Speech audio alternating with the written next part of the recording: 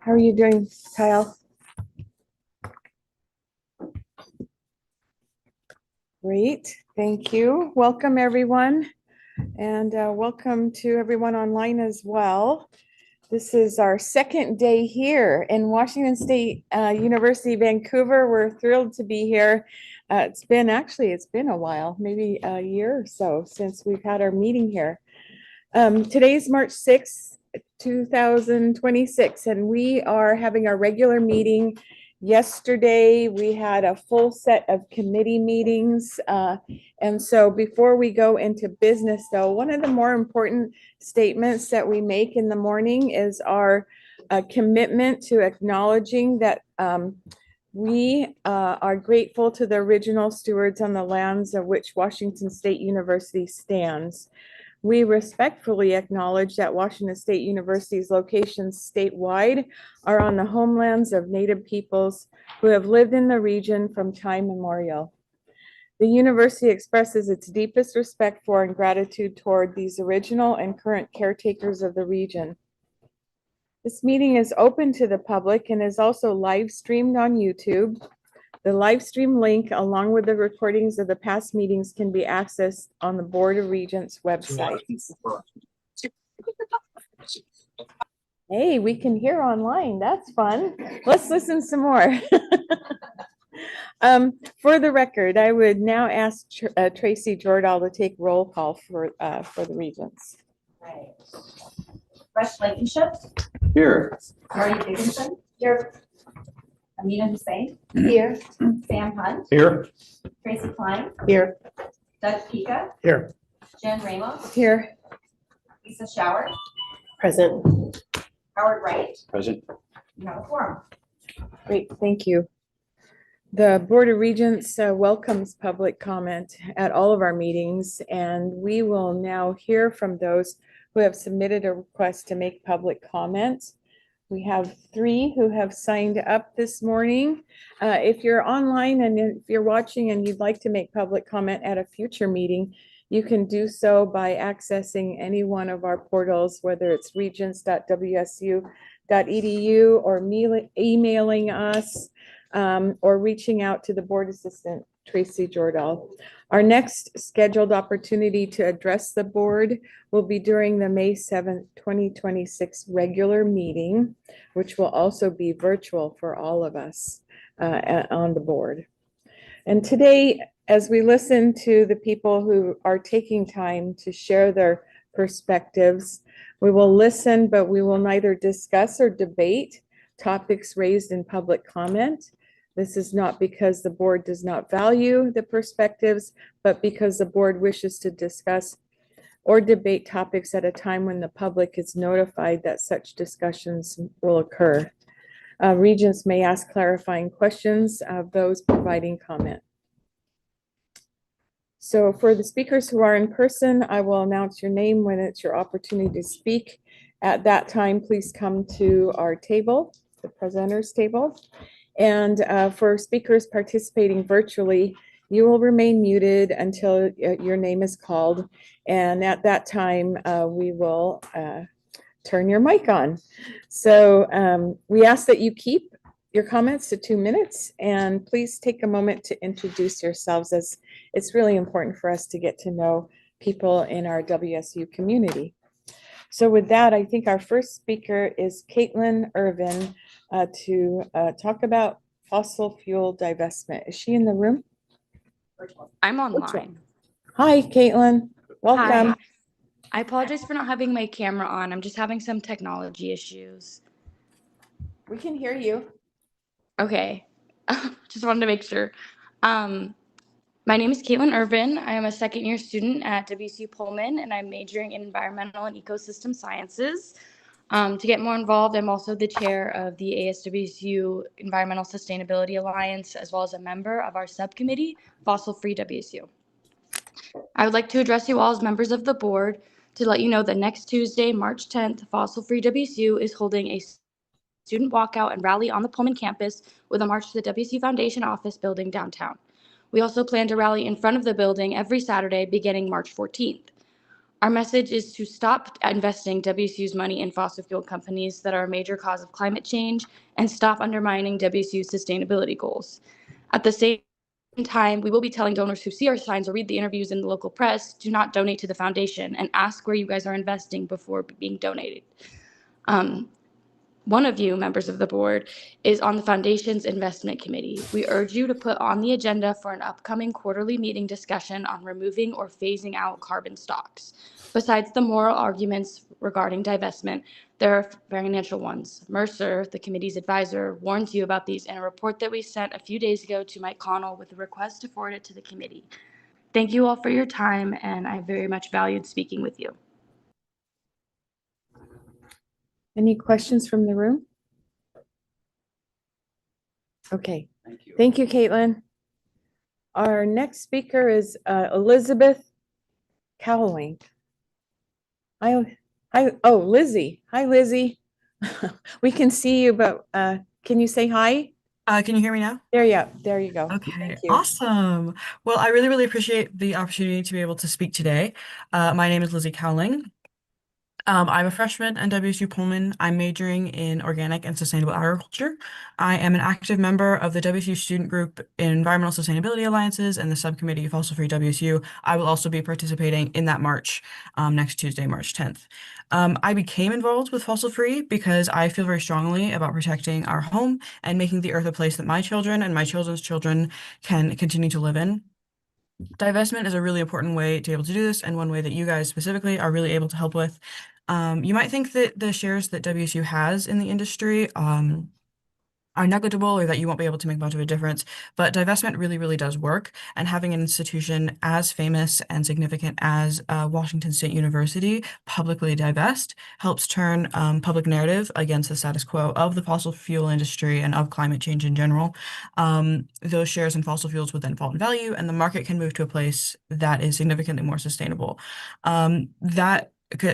With that also, I personally am a Coug. I love WSU. I don't want my university directly funding and operating on funds from companies that are directly destroying the planet that I am actively trying to build a life on. And I think that I really love WSU, and I really want it to live in accordance with its sustainability values, and so does much of the other student population. We've done student outreach on campus, and we always get support. People are always more than happy to sign our petition. With all that in mind, I really hope that you guys can tell the WSU Foundation no more investments in fossil fuels. Thank you. Thank you, Lizzie. Okay, so our next and last speaker is Natasha Quinones. Hi, Natasha. Hi, hello. Good morning to everyone. My name is Natasha Quinones. I do want to say thank you for having the opportunity to speak to everyone today. I'm a first-year student at WSU Pullman. My major is in environmental science and ecosystems. I'm also a treasurer of ASWSU's Environmental Sustainability Alliance and a member of its subcommittee, Fossil Free WSU. Members of the board, I'm asking, like many students before me and in this meeting as well, that you work with the WSU Foundation towards divesting the consolidated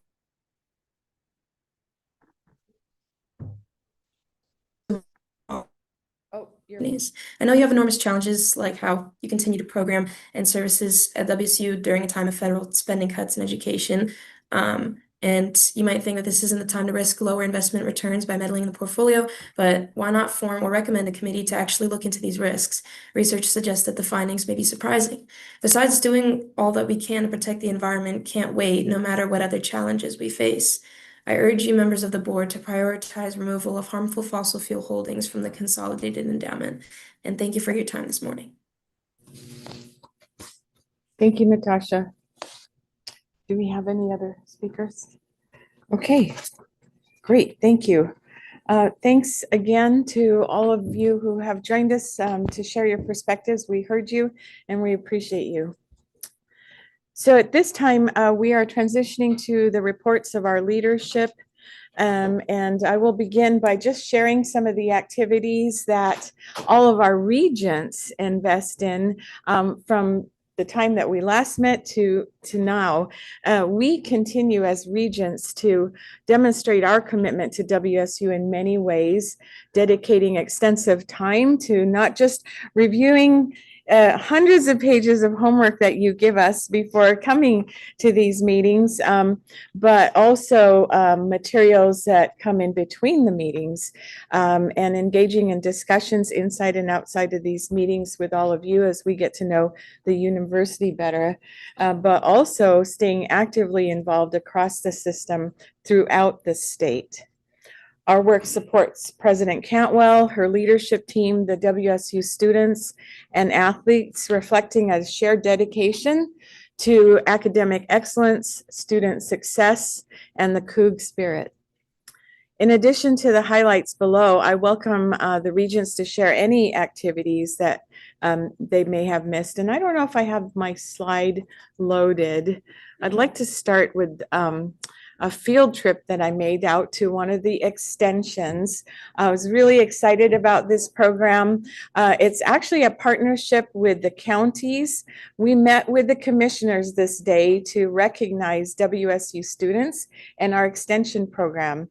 And these students had partnered with a program that was created by University of Washington, an innovation to a very relevant project as our population ages throughout the state of Washington. So this program teaches community members and leaders to become dementia friends. And so many of us are touched by family and friends who may have this, but when we have time and we can take care of the people in our communities, it makes us all stronger. This is a 4-H initiative, and I took the class. So I got my certificate at the end of the class, and I just wanted to share with you that Dan Tuderberg out there in Mason and Grant County is just doing a great job. And it's just an example of all the wonderful work in our extensions. Did you want to say anything, Chris? No, I'm just really excited. I mean, 4-H is all across the United States is a gem, and we're extraordinarily lucky at Washington State University to have it as a part of our organization and to have a real impact on 4-H across the state of Washington. So that's fantastic. Maybe. Well, and they are our future Cougs. 100%. And so 100%. whether it's master gardeners out there or 4-H, that is a county that's super involved. So thank you for that opportunity. Also, following the Regents January meeting, Regent Cerna drove to Pullman to be a guest attendee at the 30th anniversary celebration of La Hermandad, a Mexican American and Chicano event in Pullman, dedicated to supporting Latino students academically and culturally. Also on January 26, Regent Hussein joined over 100 WSU students for Coug Day at the Capitol in Olympia to advocate for student interests. Do you want to say anything about that, Regent Hussein? Yeah, absolutely. It was a wonderful experience. Student government does so much work in making sure that we go to places like Olympia and lobby on WSU's needs. I met with dozens of students and was able to analyze their needs and requests, things like housing, food, and maybe maintaining work and school were 3 of the major needs of students. So it was a pleasure, and we have amazing student leaders. Thank you. And more on the Capitol. On January 29th, Regent Cerna Hunt and our own Regent Pika spent the full day at the Capitol, attending many meetings with legislatures to advocate for WSU and higher education. Sam, did you want to say anything? Well, first of all, I also joined the students for a welcome when they were there. So Nice, thank you. it's such a long drive for me, but I managed to do it. And Doug passed the baton to me in the afternoon. He was there in the morning and I was there in the afternoon. And I think we met with 3 legislators and got very good response. And from one who says, I'm a Cougar and I'm just glad to see Cougars around here. So I think our increased presence really had an impact this year. Thank you, Regent Hunt. I agree. I think advocacy matters, and that message was reinforced yesterday. And plus, I just think it's really a it's an uplifting experience. I think you see democracy at work, and it was a buzz, a lot of energy, lots of knocking on doors, crowded hallways, people making their case. Nice for WSU to have such a strong presence. Thank you for spending your personal time, as all of our regents do. And lastly, Regent Dickinson continues to serve as a regent member on the WSU Foundation Board of Directors and the Investment Committee, and has been participating in several meetings in between since our January time together. Did I miss any major events that other regents wanted to bring up? Regent Shaw. I was not at the January board meeting, and at the January board meeting, I would have mentioned that Regent Cerna and I personally chose to join the WSU team in Honolulu, Hawaii. And the recruitment and cultivation of our alumni base was just phenomenal. I shared yesterday that after the event, which was on Friday night, Saturday morning, I was in getting breakfast and I had someone walk up to me and say, "Did you speak yesterday at the event? My 7th grader and my 9th grader are planning to go to WSU." And what I didn't say yesterday is back in 2024, when the event happened, that family came, they went to Pullman, and they feel like Pullman is home, just like Hawaii. And so in between the 2024 and the 2026 event, they have committed both their kids to being WSU students. And so that story we heard, I heard a story while we were there of 2 alumni that hadn't seen each other for 30 years and both got the announcement that the event was happening and decided to show up. They are on different islands, show up for the event. So we had, gosh, I want to say over 200, maybe closer to 300 that were at the event. It was a buzz. It was electric. It was wonderful. And to see the approach to not only alumni, but donors and future Cougs, it was just a really great exercise of what is WSU. So I think we're going to have to be looking younger to continue to have folks think about higher ed and think about WSU. And that was on display in the best way possible. So it was a really great event, and I just appreciate all of the partnerships that made it happen. I have to confess, my first roommate in McAllister Hall, which is no longer there, was from Hilo. And anyway, we've had a great pipeline from Hawaii for a long time, and I appreciate you spending the time and taking the trip. Thank you. We're part of those women who took over McAllister Hall, huh? Yeah. So with that, I want to thank you for allowing me to share those stories and pass it over to President Cantwell with her president's report. Thank you, Chair Ramos. And as is always the case, 2 things are true. There's more in the actual president's report than I will speak to today. I encourage you all to take a look at it, all of you. And everything in here is a function of I stand on the shoulder of giants. There is nothing that I do alone that is reported in this president's report. And I will point that out every time we have the opportunity. I think the prelude to this report is useful enough that I'm going to read it for the record. And then I'll go through some touch points that I think everybody should really pay attention to. For this meeting, I want to briefly reflect on the environment facing public higher education and how Washington State University is responding as a unified system. Public universities are operating in a period of true structural change. This is true disruption, what is happening. Evolving federal dynamics, increased expectation for public impact, changing budgetary panoramas, let's call it that. These conditions require clarity of purpose and institutional alignment. In turn, this demand requires us to be anchored and responsive to the needs both of our students and our communities. We are a land-grant institution. We are responsible to both. As a land grant, our charge is clear: expand access to education. And as we have spoken many times recently, Provost Riley Tillman in particular is ensuring that we stay focused not merely on enrollment, but on the success of those who come to us. We call that many things, but it means that we have an obligation to deliver the degrees that we bring people into our fold, as well as to expand the aperture on who gets to come to us.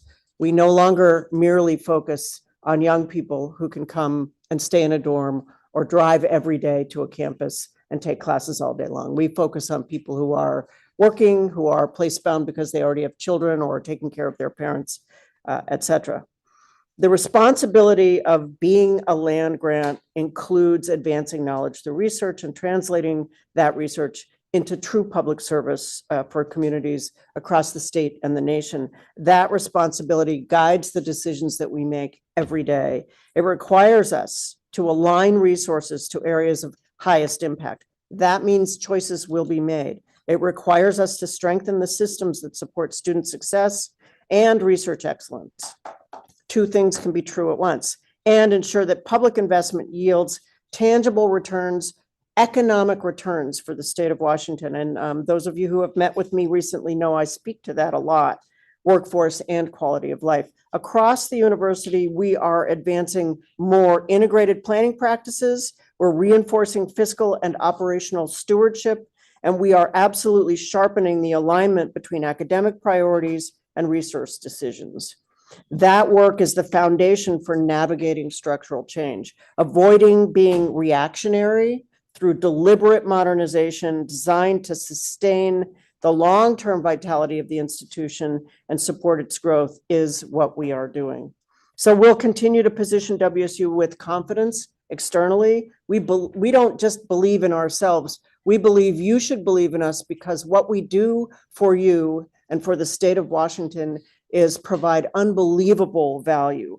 Strategic partnerships, proactive advocacy, coordinated visibility efforts, all of that is on the table for us to do internally, as well as in conjunction with all of you in the room and everybody who's listening. Thank you for continued governance. These are challenging moments to be part of the governance structure of a large, very public, very visible university in a state like Washington, which has a lot of aspirations for the future in a really significantly changing world. So I'm going to just touch on a few things.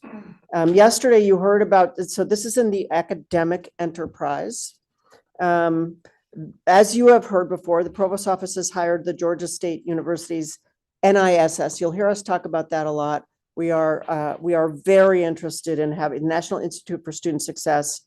They have completed initial steps in a comprehensive process looking at our student success efforts. And really, what are we not doing that we should be doing to be better in that area?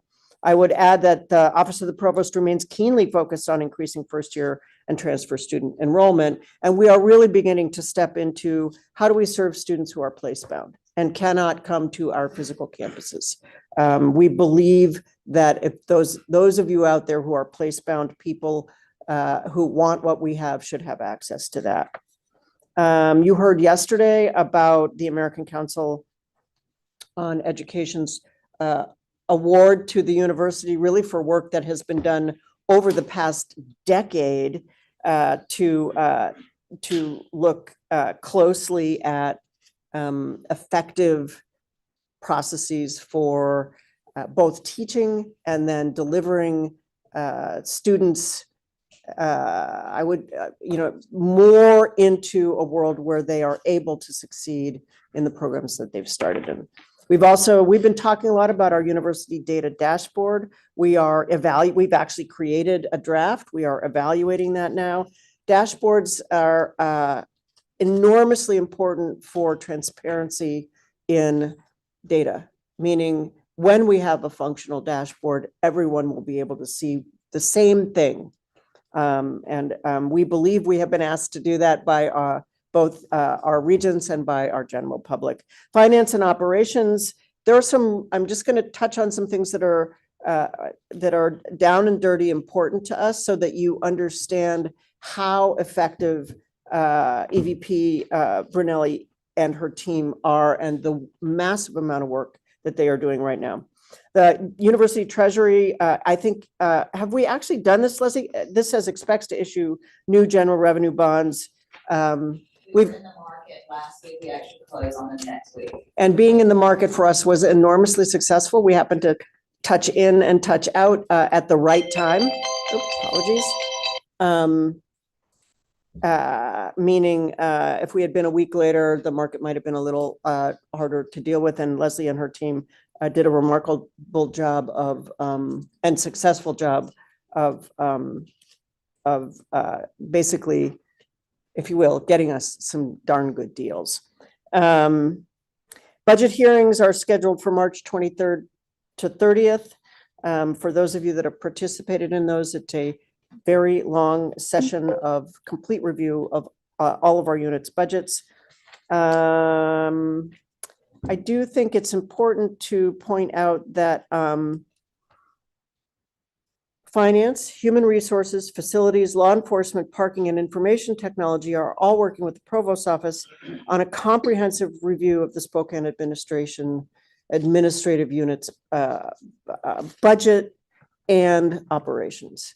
We are really looking deeply at optimizing performance of the unit so that the performance of the 3 colleges in the Spokane area can really focus on not just serving the students that they have, but bringing more students to healthcare in Eastern Washington. Schweitzer Engineering Hall and the USDA facility continue on schedule. Both will be done quite soon. And I will say, I think I'll end that section with a focus on our Moody's credit rating update review. We had a review and on February 10th. This is a big win for higher ed right now. Higher ed as a sector is viewed by the rating agencies as unstable. The fact that we got a credit opinion affirming our AA3 rating with a stable outlook is a huge win for this institution. And again, all credit to CFO Brunelli and her team, which have made sure that we are worthy of that. Cougar Athletics, or the Athletics Enterprise. Cougar Athletics has launched a series of new and innovative revenue generation strategies designed to do what we need to do, which is diversify income streams, adding to the income streams that we have at the moment, so that as we build the capacity to bring in philanthropic revenue to close our gaps in athletics budget, and you heard about those yesterday, we are actually setting ourselves up for long-term stability by building new revenue streams that can, in fact, in perpetuity, fill those gaps. Student athlete and fan experience. The Cougar Athletic Fund launched Rally Your Region. If you haven't seen it, let me know. I will personally introduce you to Rally Your Region, which is a fan engagement and fundraising initiative designed to really bring more. We have so many alumni who have not come to understand how amazing the Cougar Athletics experience is. But we're really looking at fostering regional pride and creating kind of a competition regionally across the state of Washington for donations and engagement with Cougar Athletics. The particular campaign, Rally Your Region, has a goal of raising $2.5 million over the course of 2026. And it has really game-like engagement. So both raising money and having fun. Government relations, also a team which has, and you'll hear this theme, which has done yeoman's duty day after day after day as we walked through the period of time from the introduction of the governor's budget, which was a very challenging budget proposal for WSU, to close to the end. I am so sorry. At the end of the session, I'm going to sit on it so no one can hear it when it rings. The end of the session where our standing is vastly improved. And while the session is not over, I believe that so I personally spent a week in Olympia in January and a week in Olympia in February. And Glinda will have to help me. Many, many, many legislators, 41, visits. But underneath that are people on Glinda Becker-Fenter's team, like Chris Mulick and his folks, who have had hundreds of meetings. And we have been very clear about the value of WSU to the state and the damage that could be done under the original proposal. Yeah, sorry, lots and lots and lots of engagement, and this is our new normal.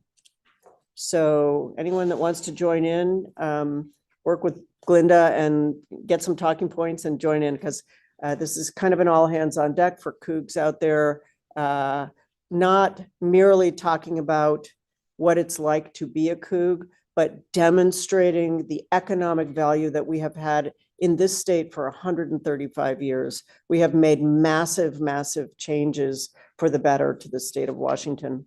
And it's my belief that not enough people acknowledge that. We've also been advancing our priorities in Washington. I think I'll point to just a couple things. One is that Kim Christian and her research team have been in Washington briefing congressional staff repeatedly. There are some real salient outcomes sort of in the offing. The thing I like to point to, and this is probably because there are two areas I'll point to for you. One is that that WSU has a long history of impact in nuclear science and in nuclear energy, and that is not as well recognized as it could be. So Kim Christian and her team have been letting the investment over the many years in the infrastructure for nuclear research at WSU is prodigious. We have some remarkable assets. The other, though, is our capacity in AI. I have heard people say we are not really an AI institution. And they are not only wrong, but missing the boat when it comes to all of our national understanding of the societal impacts of AI in core fields like engineering, like agriculture, and healthcare.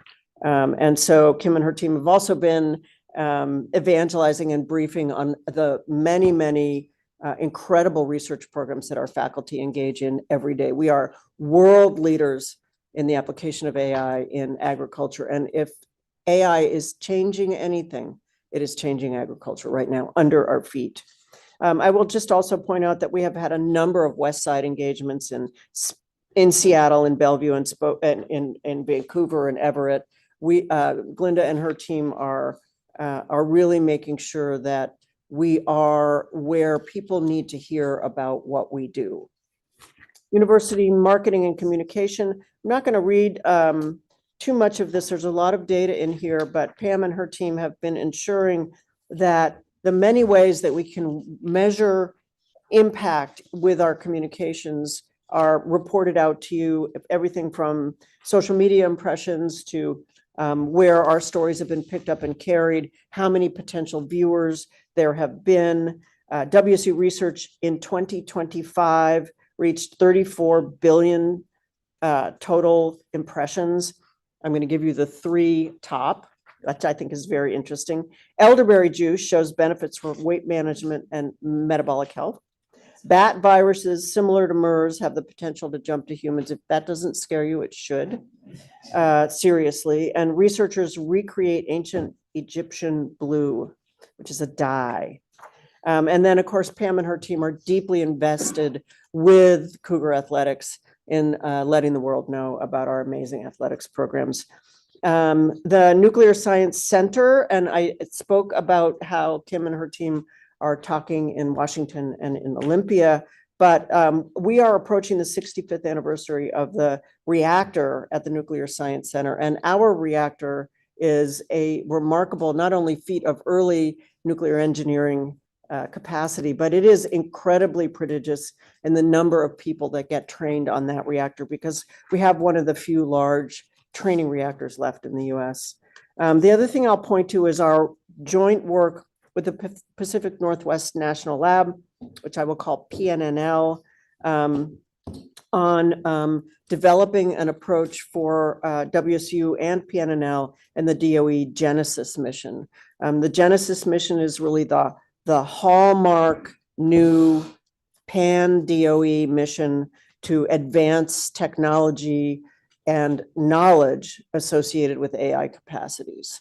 And we are building not only strategic partnerships, but individual partnerships down in the Pacific Northwest National Lab to strengthen both our partnership together, meaning the sharing of faculty, but also to give more students more opportunities to learn in those areas and become hallmark workers and researchers as the nation goes forward. I am going to end there, but I will again reiterate, nothing happens without an amazing team. So thank you so much, Chair Ramos. Thank you, President Cantwell. That was an amazing report. And I just want to say again, you know, the improvement that we've seen meeting to meeting in terms of the transparency of the data and the comprehensiveness of the report is much appreciated. So thank you. Let's see, at this point, I would like to invite WSU Tri-Cities Chancellor and WSU Vancouver Interim Chancellor Sandra Haynes, who will give us an update on both campuses. Hi, Sandra.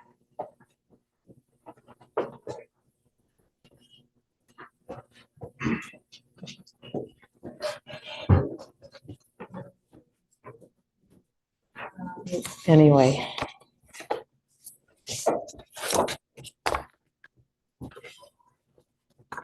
So good morning, Chair Ramos, Regents, President Cantwell, and colleagues. I have prepared remarks in front of me today because for once I would like to stay within my time limit. And for those of you who have been on the board for a while, you know what I'm talking about. So I want to begin by saying thank you for having me here and by letting you know that I am genuinely grateful for the opportunity to lead the two extraordinary campuses that I am now leading. Leading both WSU Tri-Cities and WSU Vancouver has given me a perspective that I did not fully anticipate. I see similarities, I see differences, but most importantly, I see how deeply both campuses care about students and communities. I have approached this dual role with three commitments. The first one is to align our decisions with the 6 strategic pillars. The second, focus clearly on student outcomes. And third, to ensure that leading both campuses strengthens both campuses rather than dividing attention. The phrase that I like to believe captures this work is simple: local impact and statewide purpose. I would like to show you what I mean by that and what it looks like in practice. As you've heard time and again during this Regents meeting and elsewhere, we all know that higher education is shifting. Budgets are constrained, students are navigating increasingly complex lives, and the public narrative about our work is growing, well, more negative. Leave it at that. The pillars that President Cantwell presented and the board approved last fall have been tremendously helpful in guiding us through these challenging times. So today, I want not only to share examples of what we've accomplished, but also the intentional progress we are making in alignment with these pillars. Student pathways redesigned for belonging and success, modernized academics aligned with workforce needs, use-inspired research that accelerates economic vitality, a culture of service that strengthens WSU, and elevating the Cougar brand, creating credibility through consistency. My goal for this presentation is that you will see how intentional strategic alignment is becoming an operating model for progress and a steadying force on these two campuses. So, pillar 1.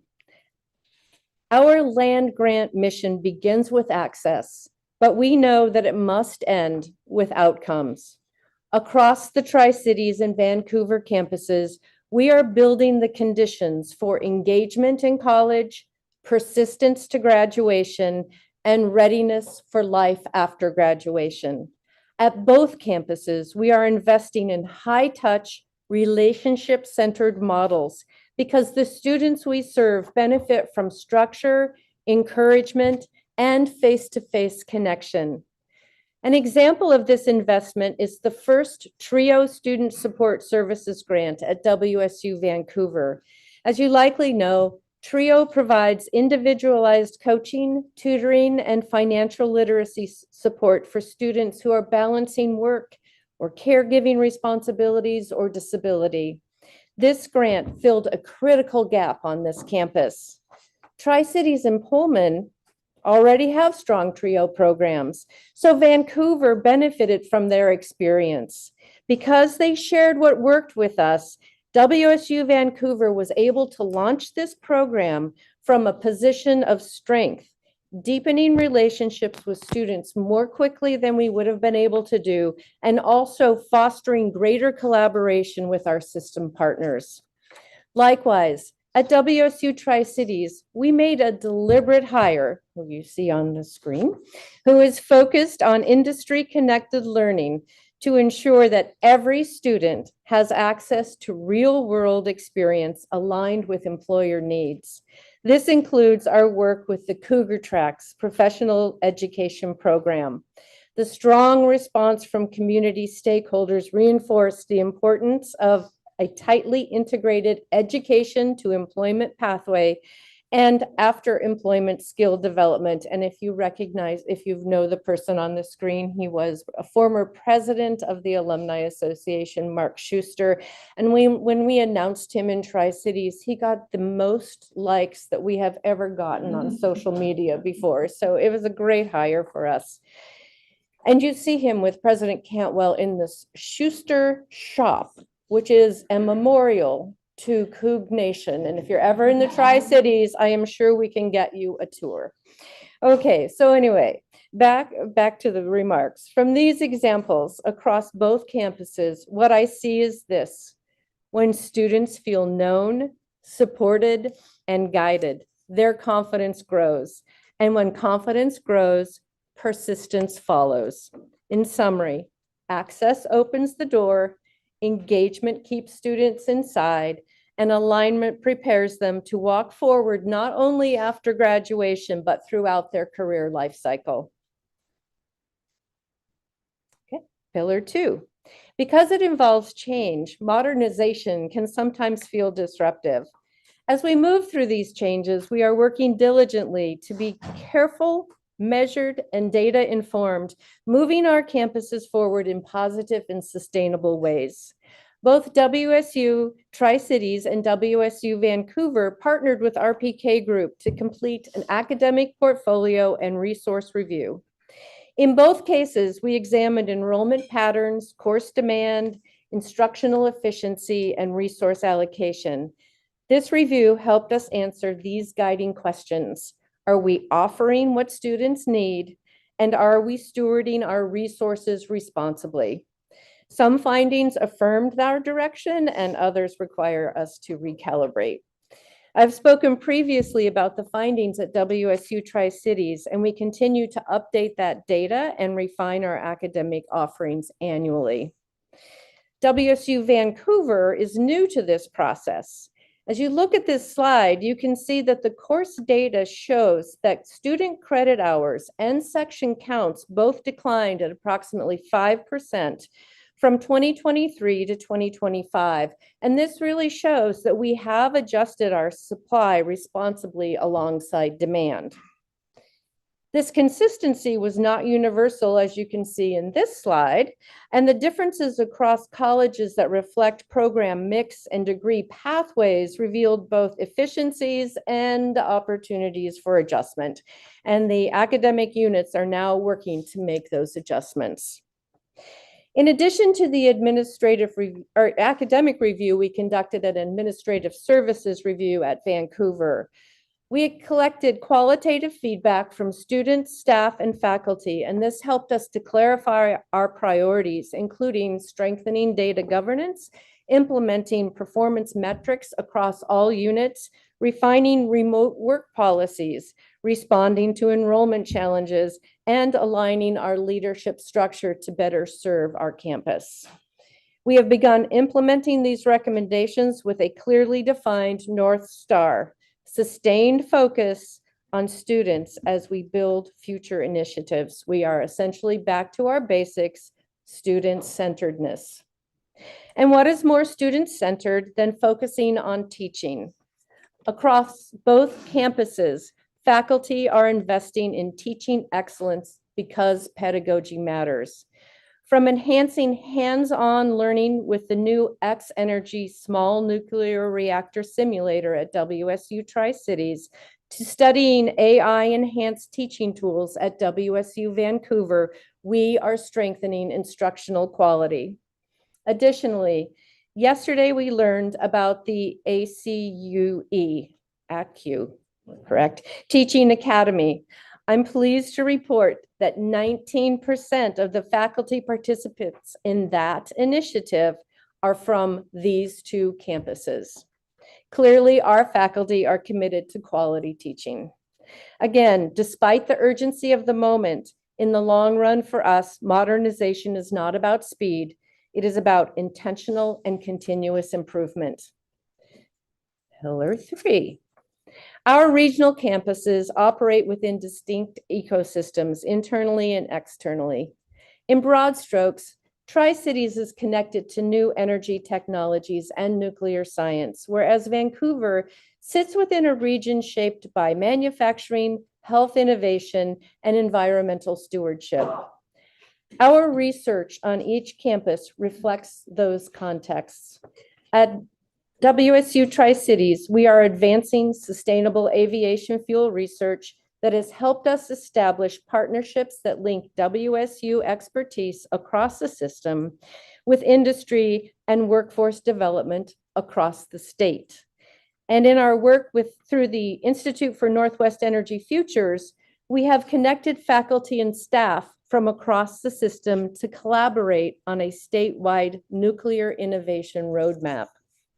At Vancouver, engineering faculty and students are conducting automation research with potential implications for aerospace manufacturing. Environmental researchers are partnering with tribes, nonprofits, and public agencies to address habitat restoration and climate resilience. What stands out to me about this work on both campuses is the collaborative nature of this work. Faculty, students, and community partners all working together. This is use-inspired research that strengthens regional economies and shows the value of system-wide collaboration. It reminds us that no single campus has every answer, but together, across the system, we have remarkable capacity. Pillar 4. One of the most encouraging developments this year has been the natural rhythm of collaboration across campuses. Faculty have long taught across locations, expanding access to expertise. Beyond that, Tri-Cities and Vancouver operate a shared application processing team, and our financial aid teams coordinate across campuses when demand spikes. We have also integrated HR systems and are continuing to align IT services and research support services. Importantly, these are daily practices, not grand gestures, and they show us that when systems align, students, faculty, and staff experience clarity rather than confusion. And frankly, that matters a great deal. Pillar 5. We show up for our students and our communities, and here are some examples of that. I am pleased to announce that at Tri-Cities, progress towards social work accreditation continues, with approval anticipated for the fall 2027 BSW class. This will strengthen a regional behavioral workforce that is in critical need. Located in a region rich with history, WSU Tri-Cities Hanford History Project is bringing forward stories of Black and Latino workers whose contributions were historically overlooked, honoring community memory, and informing our scholarship. At the student level, in Vancouver, when the campus no longer had an on-site nurse practitioner, Student Affairs implemented a reimbursement model so students could access off-campus medical care to meet their needs. And the Cougar Food Pantry expanded and doubled the number of students served. They added fresh food options, and in response to very high demand across the campus, is piloting hot meals for students who may not have access to kitchens. These initiatives, again, are not flashy, they are responsive. And when a university responds thoughtfully to real needs, trust grows. Finally, Pillar 6. Brand to me is more than marketing.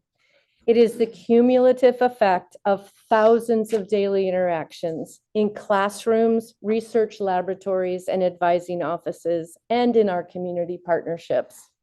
A great example of such partnership lies in the fact that 17 Vancouver faculty embedded community engagement into 22 courses this year. This is a high impact practice that continues to grow and is highly valued by our students and by our community partners. There is also visible recognition of how we elevate the Cougar brand. Faculty at both campuses are being recognized nationally for research in conservation, occupational health psychology, sustainable aviation fuel, wildfire science, public affairs, and more. And you can see the list here on your slide.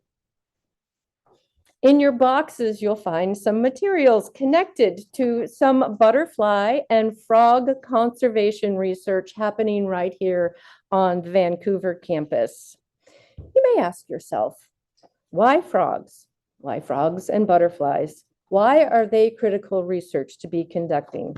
Well, the person who took this photo, Ryan Wagner, explained this in his 3-minute thesis presentation. It's like a game of Jenga. So he is a graduate student here, and this photo appeared in the journal Nature, which is an extremely important accomplishment for any researcher. It is doubly amazing that he was a graduate student. And in his 3-minute thesis, he explained the importance of his research in this way.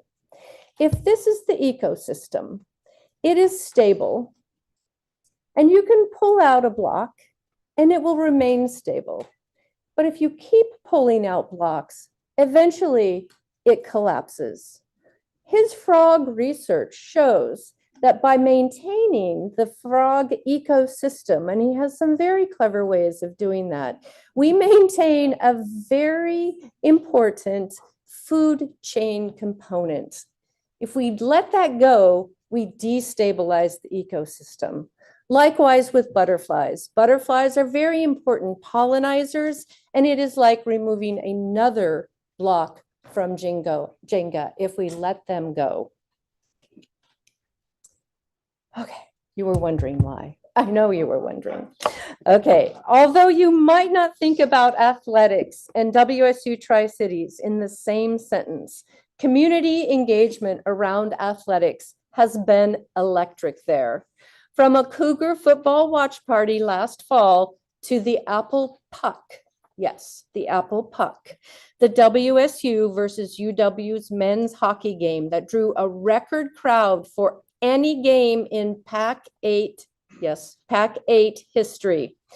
The outcome of the game aside, the Coug fans absolutely delivered. And this explains why you have a commemorative WSU hockey puck in your box. Go. The campuses help build the Cougar identity and brand through sustained performance, meaningful partnerships, and visible impact.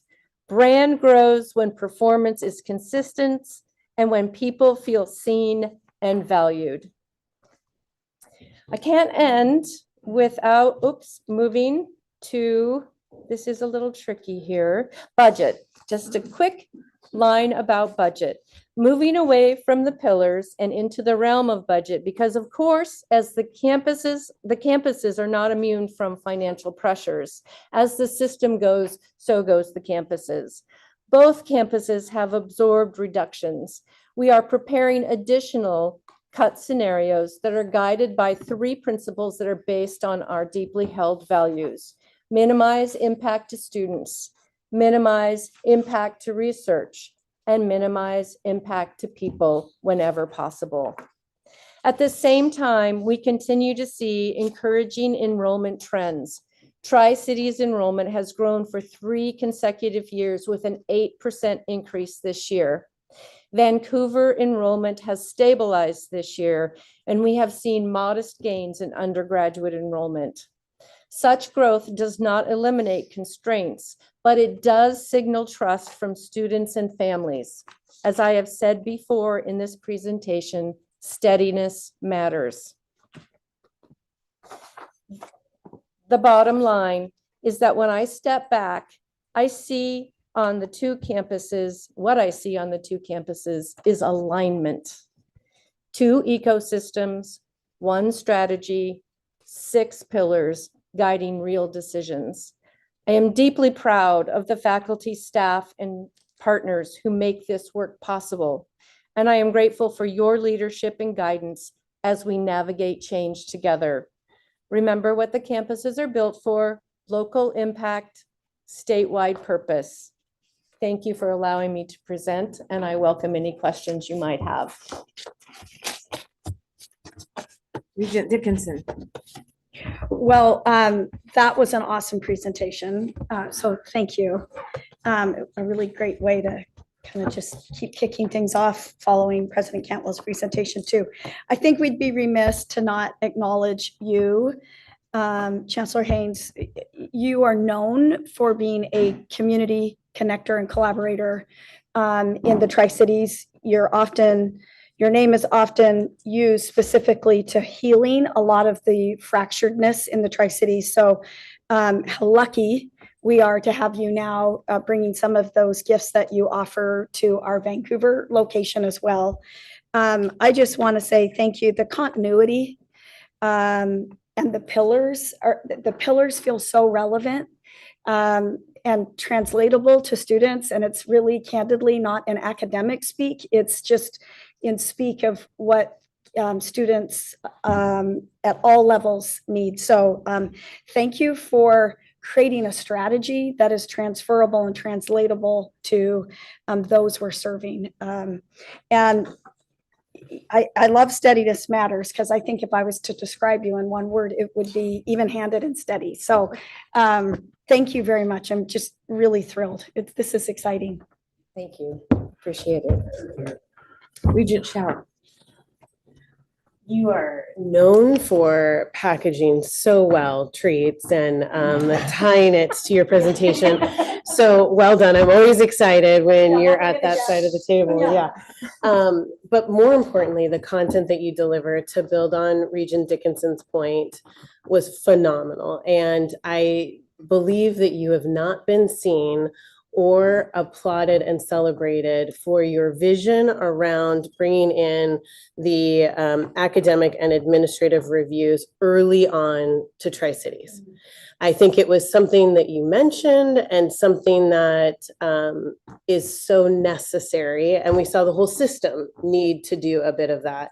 And so to bring that rigor that you had with Tri-Cities to Vancouver and apply the same kind of lens and approach, and to do it in such a very quick timeline, recognizing the urgency, was just really phenomenal. And I just want to make sure that you hear me say publicly just how much that leadership is appreciated and is seen. And so I know it's a heavy load to move across the state and to go back and forth between the Tri-Cities and Vancouver, and you're doing an amazing job. And so thank you for everything that you're doing to continue to lift both campuses as part of the overall system. And I would be remiss not to mention that you have been recognized as a distinguished leader. And so congratulations. Regent Dickinson's point about being a leader in the Tri-Cities is also being seen here in Vancouver and just across the state of Washington. So thank you, Chancellor. Thank you. It truly is my privilege to serve in both capacities, and I'm very grateful to President Cantwell for allowing me to bring RPK so quickly to this campus. It was something we talked about early on, and we both knew that it was a need. Regent Hussein. I wanted to, great presentation, by the way, and thank you so much for the gifts. You talked about the pillars that we have. How hard or easy was it to integrate that into your work? And if you did pivot at all, can you kind of rate how difficult or easy it was? It's like a scale from 1 to 10, Yeah, something like yeah. that. You know, the pillars are very clearly outlined. And I think the Regents did a very good job when they adopted them, making sure that they were clear and very implementable. Maybe we'll give it a 9. They fit with the WSU system. A lot of thought was given by President Cantwell when she put these together about what the system needs and where we're going. And so it wasn't difficult to put our work into those pillars. They fit very nicely, and they are truly having those. I said this in the presentation, and having those pillars present really does help us to be steady in our work and give us guidance as we move through this rapid change. Thank you. Regent Blankenship. Just a quick comment, and thanks to both you and President Cantwell, because it reflects on both of you. But I wanted you to feel the board's thanks for taking on the dual role, which was vital when that happened. But also, much like your butterfly analogy, yours is not the only example that I have seen with the environment that the new president brings to the university. I've seen several people be unleashed, and I feel like you're really coming into a new stride with the new role. I want to thank you both for that. And yours is not the only example, but I feel like we're in a good place, and can't give enough positive reinforcement. I agree with you. I think we're in a very good place now.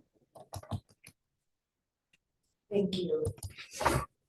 And let's see, Chancellor Haynes has agreed to get in my car with me and hang out at some manufacturing factories this afternoon. So thank you. We'll spend more time on a fun road trip. Okay, so we are transitioning now to our shared governance groups. Before we do that, let's take a 10-minute bio break, please, and we'll reconvene at 10:15. Thank you.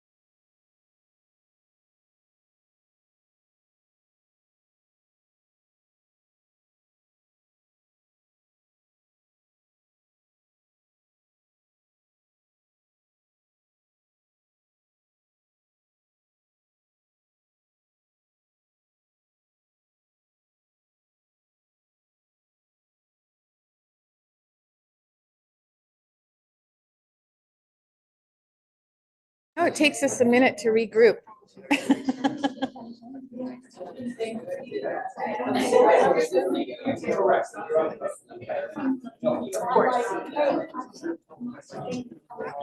All right, everyone.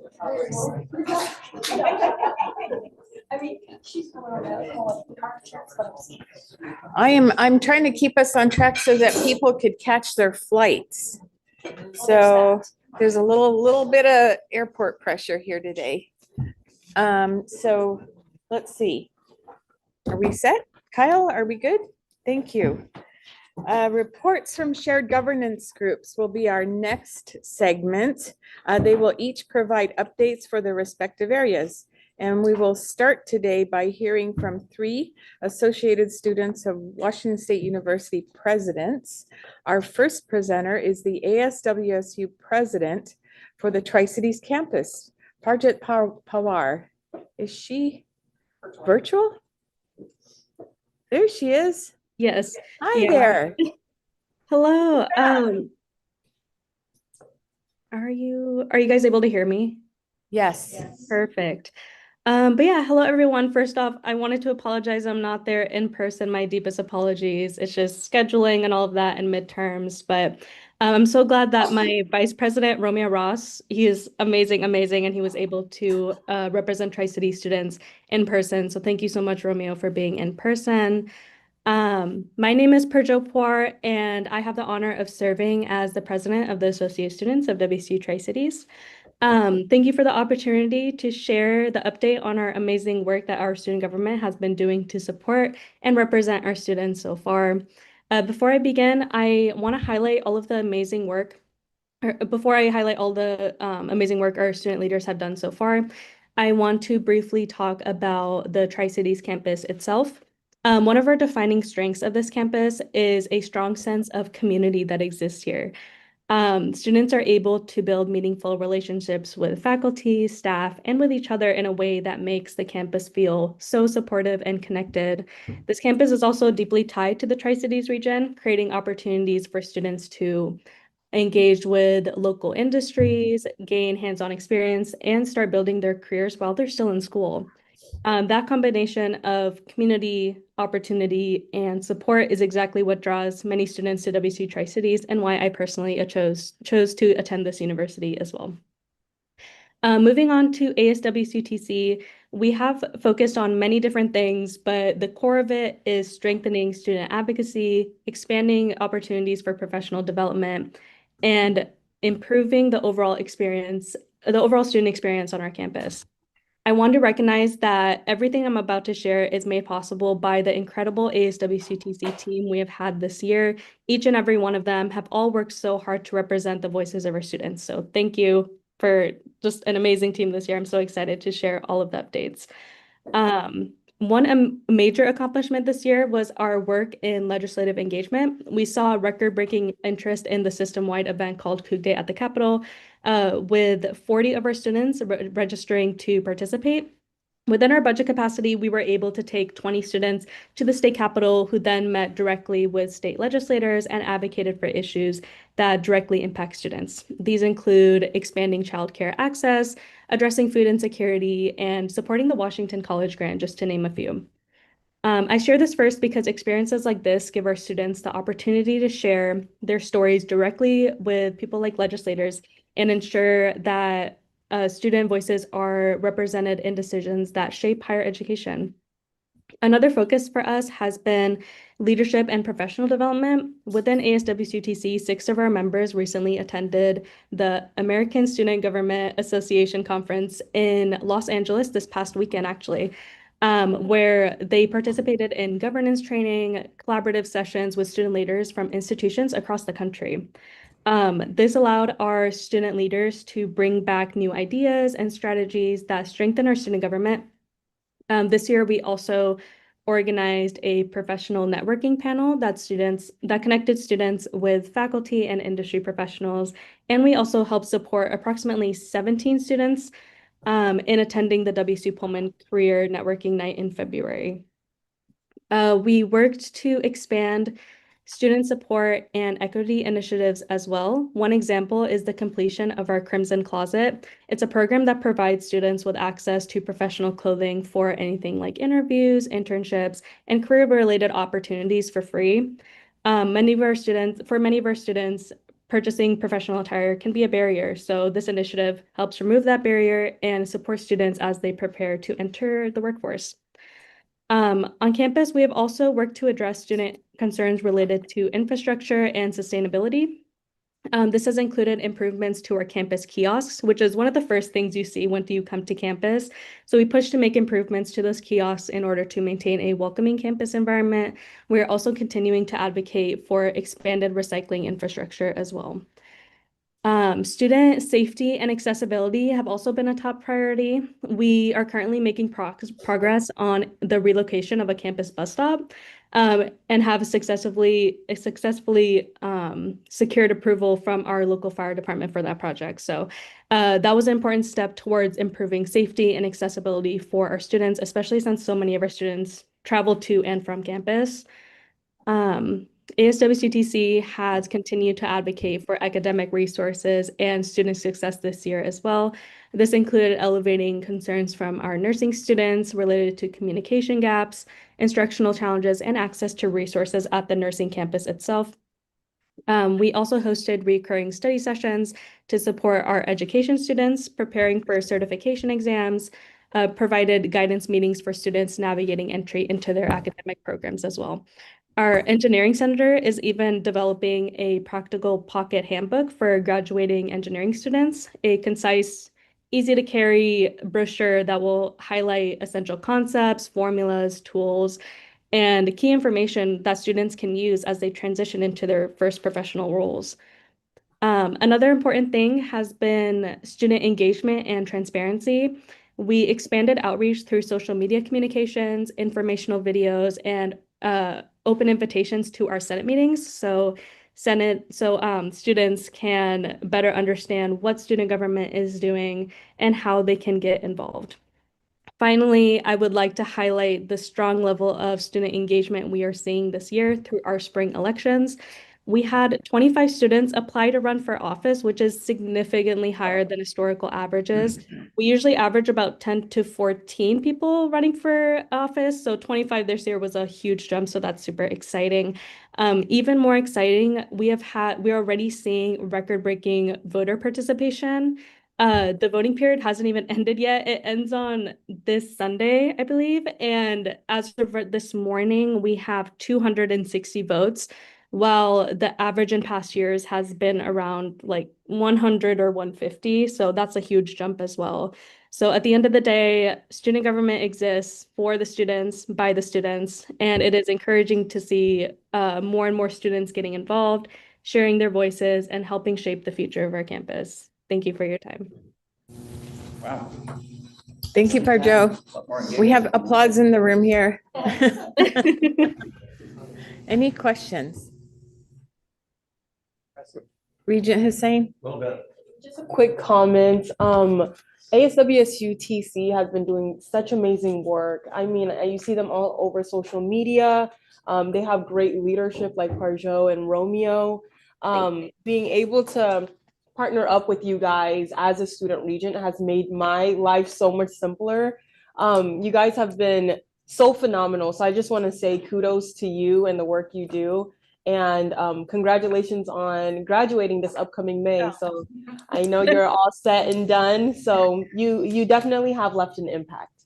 So congratulations. Thank you so much. You're so sweet.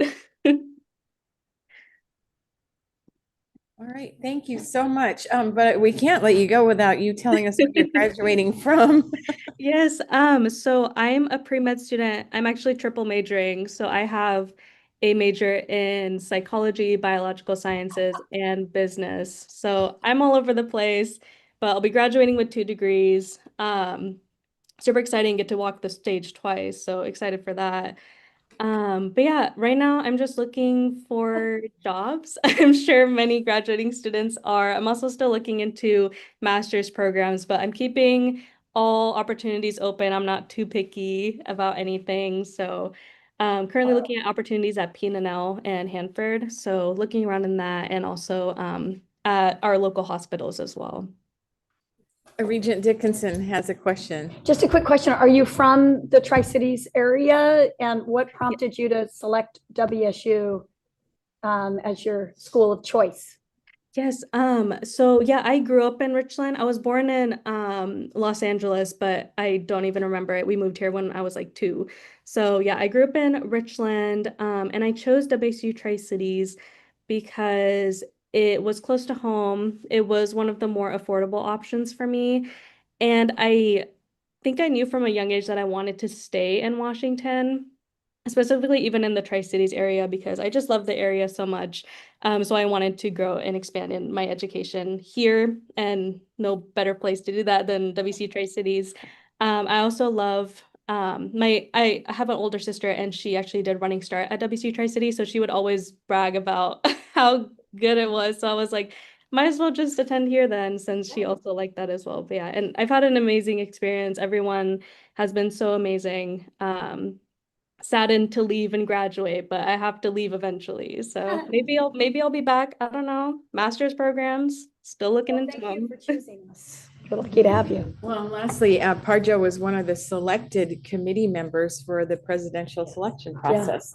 So she served to find our president currently with us. So nice job. Thank you. We have lots more rock stars to go through and listen. And our next president for ASWSU Vancouver campus is here with us. Good to see you again, Jacob. Jacob Winstead will represent the report this morning.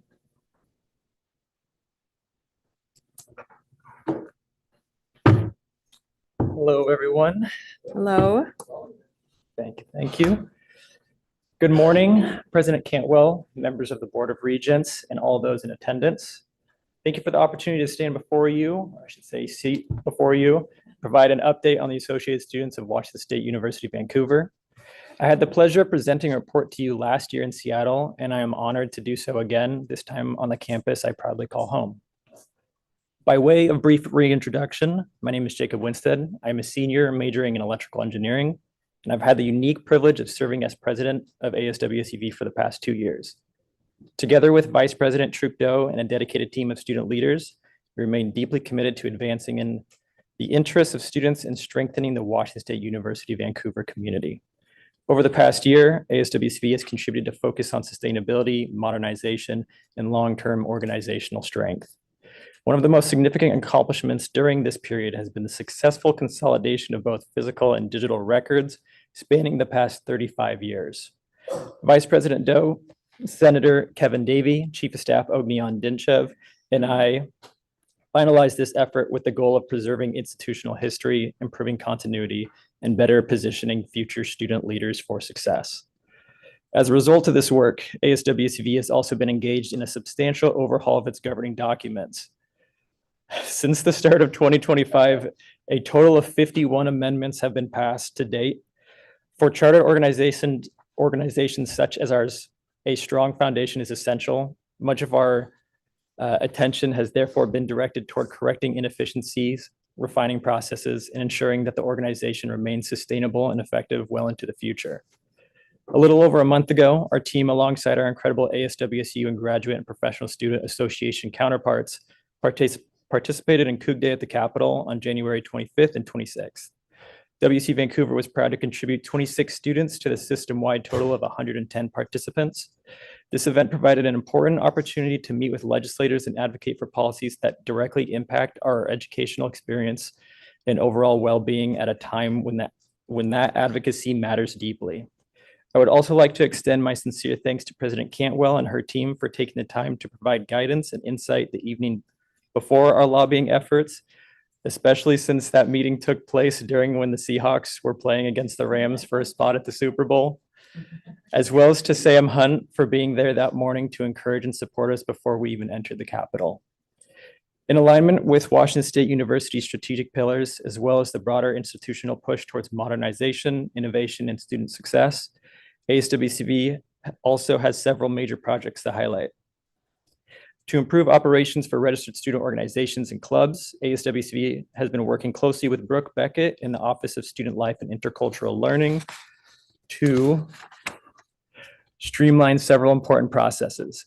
As part of that effort, Chief of Staff Ognian Dinchev and I coded and developed a tracking application that is now directly integrated into a newly launched Microsoft Teams environment for RSOs and clubs on campuses. This system supports funding requests, approvals, bookkeeping, accountability measures, as well as real-time updates.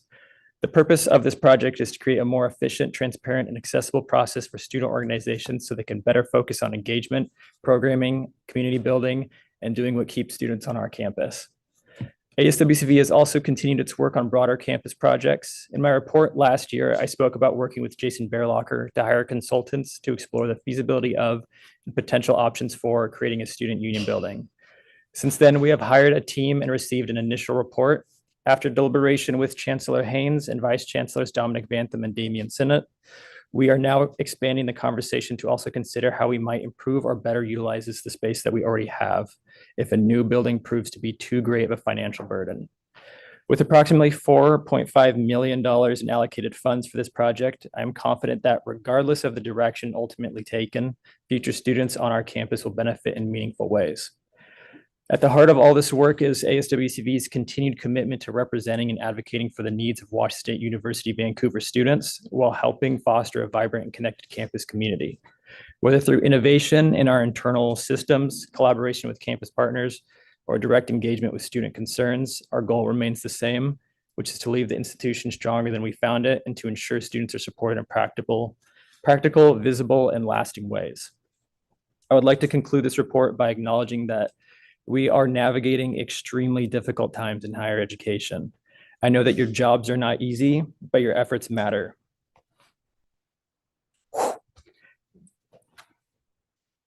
I personally cannot thank you enough for all being a part of a machine that has provided me the opportunity to receive something I didn't think was written in my book, which is a degree. Not just a degree, but one from a university whose name holds weight and value. While I'm excited to graduate, I can't help but feel melancholic. How could you not when you're leaving the place where you're surrounded by incredible people every single day? I love this campus and I've loved my role here. I thought I would be anxious about handing off an organization that I've invested an unhealthy amount of time in. But my campus excels in its leadership and ASWCB will be in good hands. As my final thank you, Sandra and Damian, I do not know how you split yourself between two campuses, yet not diminish in attentiveness and support. You both truly harbor what it means to be student-focused and are prime examples of what makes WSU great. I genuinely appreciate you guys. I apologize for the tears, but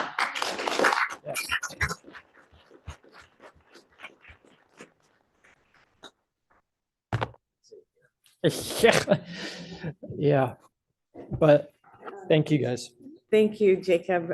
We just applaud your authenticity and sincerity and will always be with you. So Regent Shower has some comments. Tremendous, not just here on this campus, but across the system. And I remember early on one of the presentations that you made to the board, and it was virtual, and you had been up all night preparing for a final or an exam or something, but you showed up ready to tell us what's happening with pride, with examples, with just that commitment that you bring every time I see you. You, similar to Parjo, have said yes to many other things outside of your responsibilities on this campus. You've said yes to hiring another chancellor and everything that's involved in all these additional, Jacob, can you do this? In addition to your work and having some level of balance. I am personally so proud to serve on this board with you serving in the role that you're in. So thank you for everything that you've done. And I know you will be so successful in whatever you choose to do next with that fancy degree that you're going to have. So thank you, Jacob. Regent Wright. Thank you. I think it's my first presentation with you, and I will remember it for a very long time. I'm going to award you an extra E to your double E degree, and that is an EQ. Thank you for being so vulnerable and transparent with us. I really appreciate it, and I hope you felt safe here. Thank you. I thought the extra E was going to be for emotional, but well, that's what EQ is. That's what EQ is. So, I just wanted to echo what everyone else has said.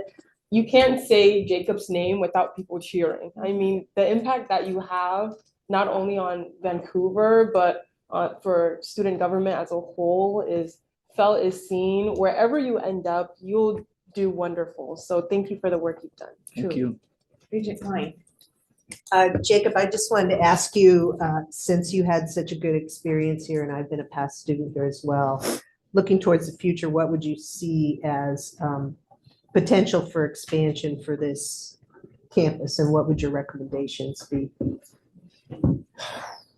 You know, it's difficult because I know there's like minor areas that could be improved, that could genuinely improve like quality of life for students here. But I do feel like they're in the works.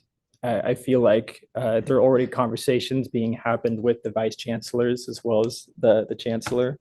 In terms of student success, we are in a very good position in this building in particular. One thing that has happened this year that I couldn't be more grateful about is that we actually have a director again. He's sitting right over there. His name's Adam Bates. I couldn't feel more confident in his abilities to not just direct the space, but advise it as well. This is where students come for anything interactability, which I think is what is necessary and should be a priority on this campus because we are a commuter campus. We need things that keep students here so they can be engaged and so we can maintain retention. If you need to make a club, if you need to participate, if you need funding, if you want to be a part of a students activities board, ASWSUV, anything like that, this is all held within this building. Just beyond that room, there is a space for intercultural learning. I think it's invaluable that we invest in this space, which is one of the reasons why that student union building project is, well, what can we do with our existing spaces? And I think that investment money that we do have could definitely project and move some of that stuff forward.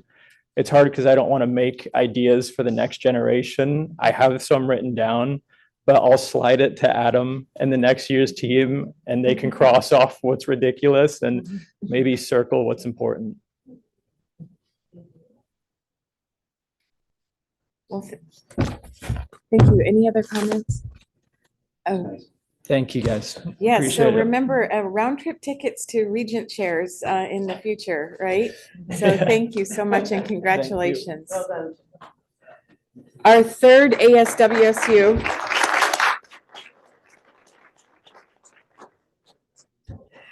Okay, Isaac. Thank you for being here with us in person. Isaac is our Pullman campus president of ASWSU. So welcome back. So hello, everyone. I'm going to set a timer for myself because I like to go over a little bit sometimes. Let's see here. Okay. So if y'all don't remember, my name is Isaac Velasquez. I'm the ASWSU Pullman president for this year, and I'm here to report on ASWSU Pullman. So going into this year, myself and Vice President Grace Carpenter really wanted to focus on ASWSU's internal culture and how we socialize ourselves with our peers and also decision makers like yourself. But we do have some incredible initiatives that we've been focusing on this year. And one of those biggest issues that I've identified throughout my time in ASWSU is that I'm not graduating the people that were on my dorm floor originally my freshman year, as that some of those come and go, some of those students come and go. And so why is that? And I think one reason for that is an affordability problem, that attending college is financially difficult and may prevent a student from seeking graduation. But the second, I think, truthfully, Pullman can be isolating for some. I know it was for me when I first entered campus. And if you're disconnected socially or disconnected to the resources on campus, you're less likely to graduate, less likely to get your best experience out of college. And we have great resources that students can access and great opportunities for students to get involved. But are they incredibly visible to students? And so that are two main guiding issues to tackle for community engagement and resource visibility. And I'll reference these over the next few minutes that I have here. But I first want to talk a little bit about the engagement that ASWSU has seen recently. ASWSU Pullman is involved with a lot of decision-making processes across the university. It's important to know that students are aware about what we do and the decisions that affect our peers. That meant for us, broader announcement of the events that we hold, the decisions that we make, and the open positions that are available. And similar to Tri-Cities, you can see on your memo, if you have it in front of you, that we brought in the most applicants for our vacant judicial board and Senate positions post 2020. And for our freshman delegate positions, I think we had over 50 applicants for that position alone. And we are also mid-election season, so we have the most competitive election we've had post 2020. And I think that a lot of that is from the great work that our student leaders have done this year and last year. And shout out to them, because none of this work is possible without them. They're really the engine. The student leaders that Grace and I have found this year and that have been elected through the Senate are really the engine that makes this thing go. And I cannot stress enough how much work they do and the hours that they put in, that's sometimes thankless. So shout out to them if they're watching. But I really want to talk about, I guess, their community engagement. And when I say community engagement, of course, we want to be visible on campus. But the real meeting with that was within the Pullman community specifically. We have a unique relationship with Pullman. I mentioned that earlier, but it can be a culture shock for some. It's a weird niche where it's either the smallest place you've ever been or the biggest place you've ever been. It's really interesting how that works out with the different people that I've met during my time at WSU.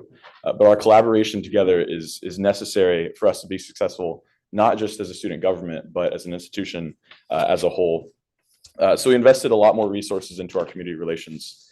We focused a lot of our advocacy this year and our programming on being community oriented, and that's really paid off for us. And I think I have some of those specific things listed in your memo.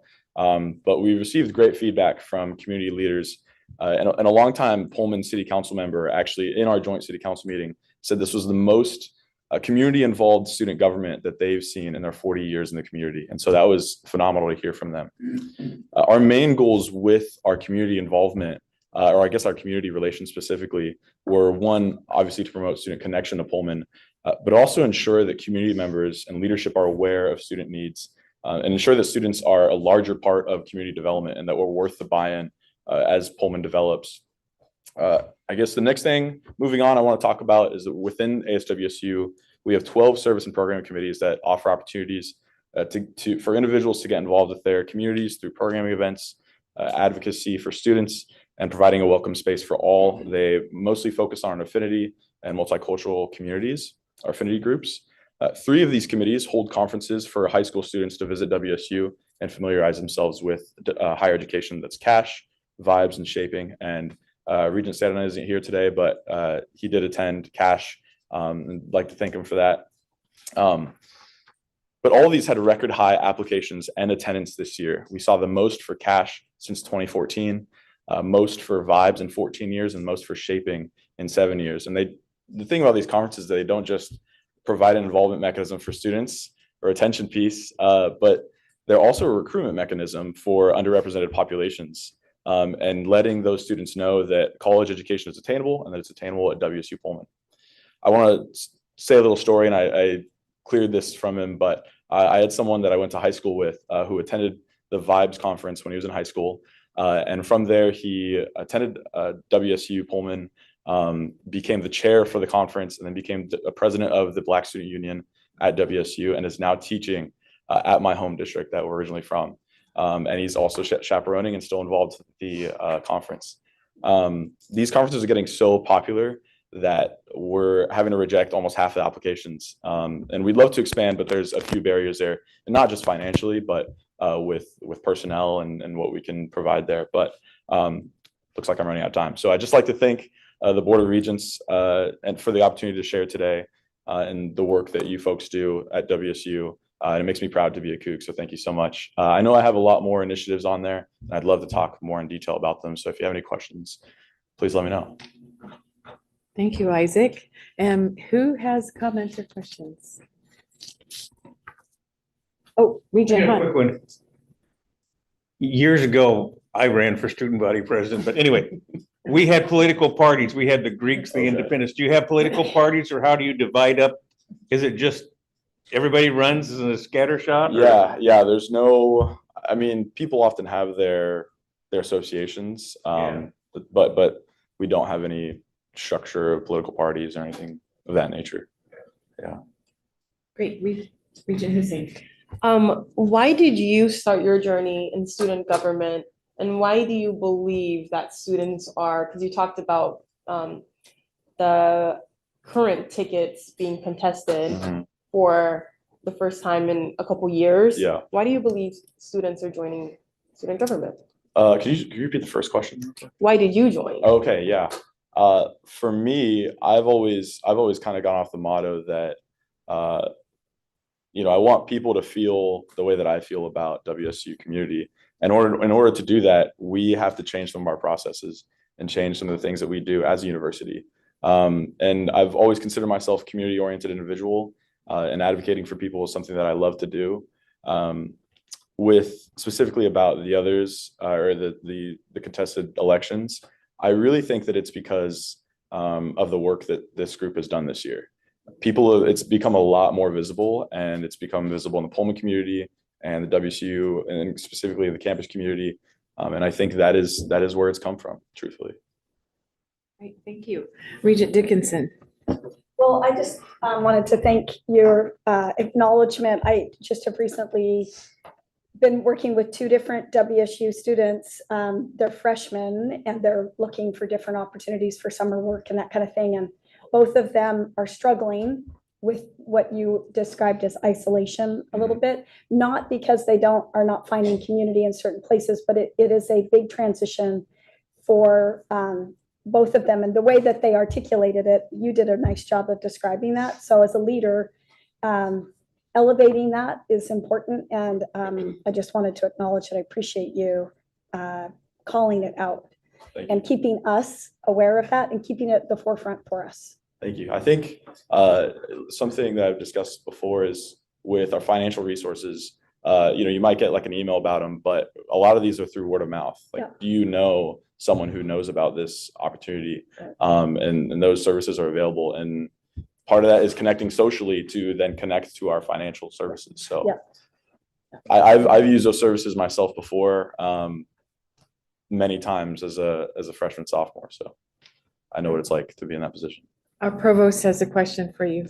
Yeah, I actually just wanted to say something. I mean, we've seen three leaders. I mean, kind of blow us all away a little bit. I mean, this was not me as a senior in college. I'm understatement of the century. But thank you, Doug. That's a good idea. What you and Grace and your team have done in the Pullman area in embracing the Pullman community has been really recognized. And it's, that is a delicate balance there. And, for the first time, I think in a while, the students were really the leaders in that space, saying, we want to build this, we want to do something. I'm used to having a lot of people meet my office and tell me all the problems. And when you and Grace, it was okay, this is what we want to do, this is what we want to do, this is how we want to fix it. It's a heck of a approach that's going to benefit you for the rest of your life.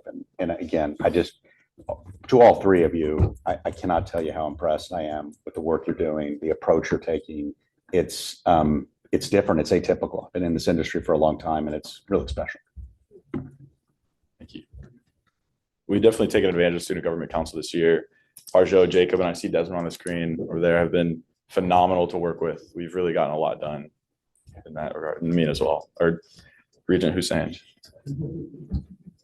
So what I love about all of our leaders is that you are inspiring, courageous leaders who really care about people. And I would encourage you all to continue on your life's journey and consider public office.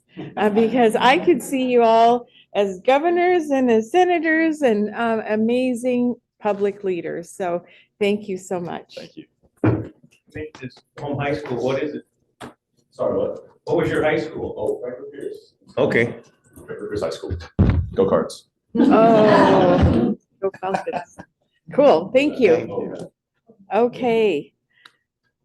So our next speaker in shared governance is our Faculty Senate Chair, Ken Roberts. Hi there. Hello, can you hear me okay? Yes. All right. Oh, thank you, Chair Ramos, for the opportunity to update the Regents on what the Faculty Senate has been doing. But I have to start by saying it's tough to follow this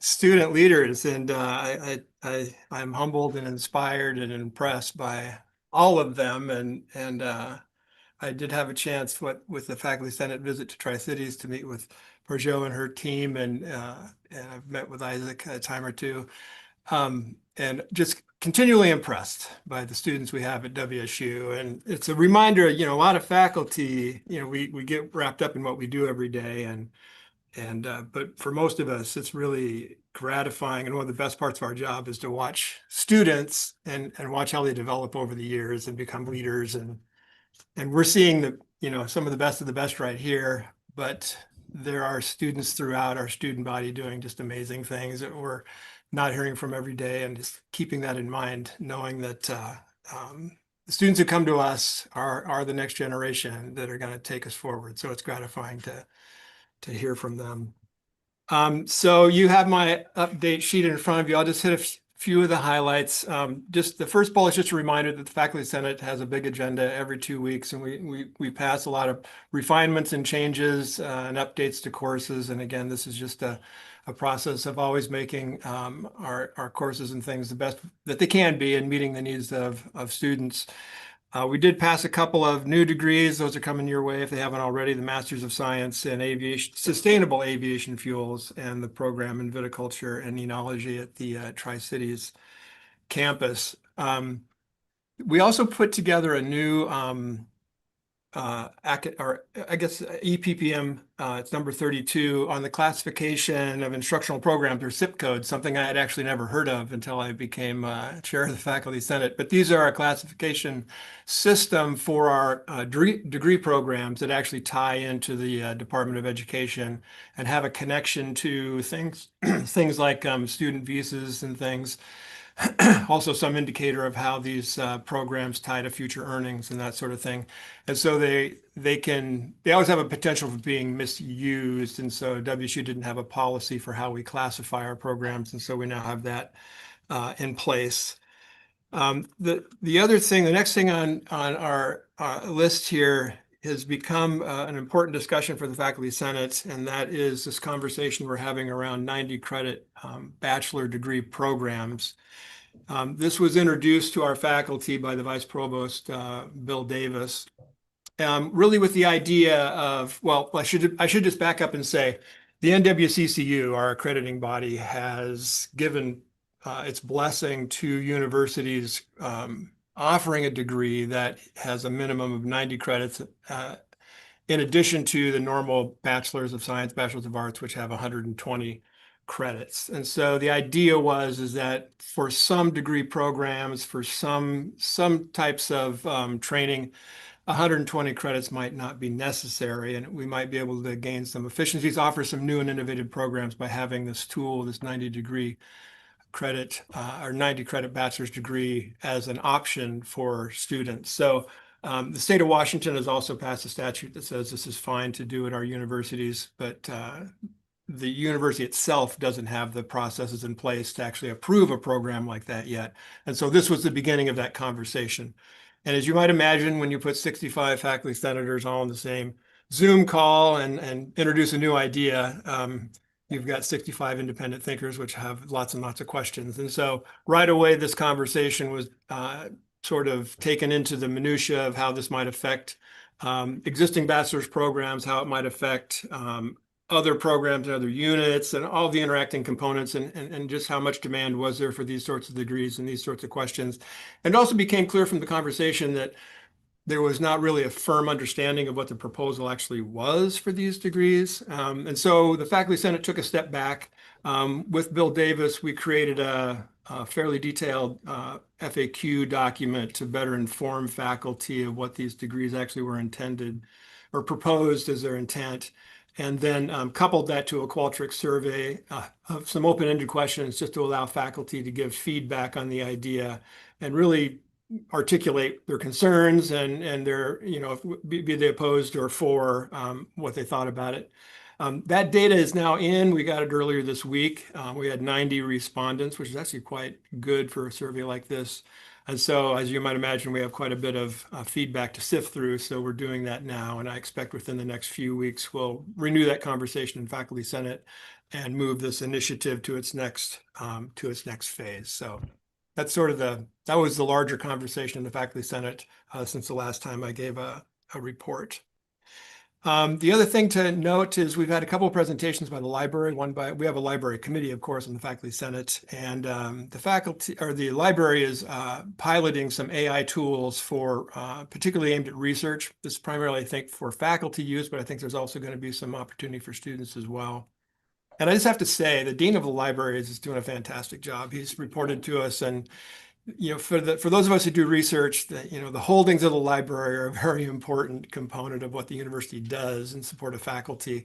And it just seems like there's a continuous pressure on the faculty to maintain its holdings. But under Trevor Bond, we've seen a stabilization of that, and now this new initiative to help us actually search that literature is really welcome. You can already, of course, search the literature using AI tools, but the more general AI tools can return some not as reliable sources of information and so forth. So these tools are actually focused at the peer-reviewed literature, and the results you get back are supposed to be much more reliable in terms of your actual academic field and so forth, and moving your research forward. So we should land on those, I think, later this term, and the library will then subscribe to the tool that everybody agrees is the best one. So those are the main events for the Faculty Senate. Christine Horn, my chair-elect, and myself will be making a tour through the Vancouver campus and then up to the Everett campus the first week of April. So we're looking forward to those visits. We plan to stop in at the Extension Center in Mount Vernon and see the tulips and whatever else they have there for us, talk to people.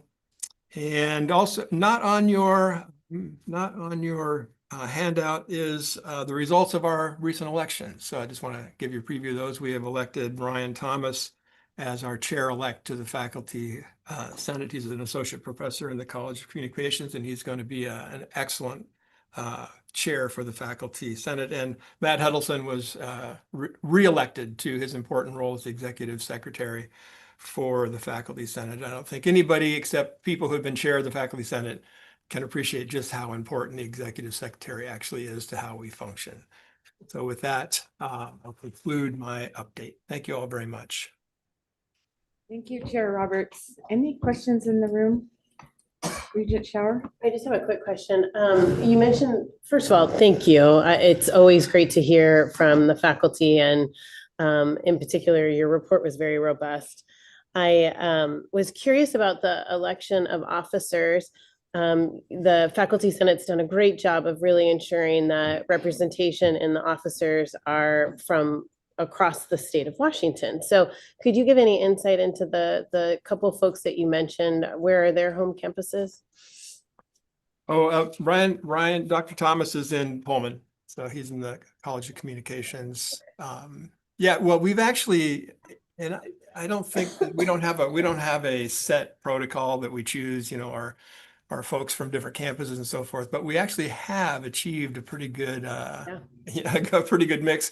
And in fact, as Tracy has pointed out before, our faculty regent, that the last two chairs have been from professional health sciences colleges, which is also a new thing. And by the way, the University of Washington's faculty chair is also from the College of Medicine, or from the School of Medicine there.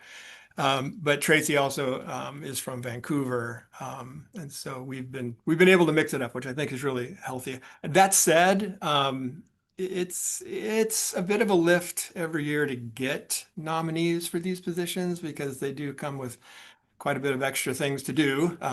And so even people who've been on the faculty senate who realize that, you know, it takes a little coaxing to push them over the edge. But once we do, I was satisfied with the results.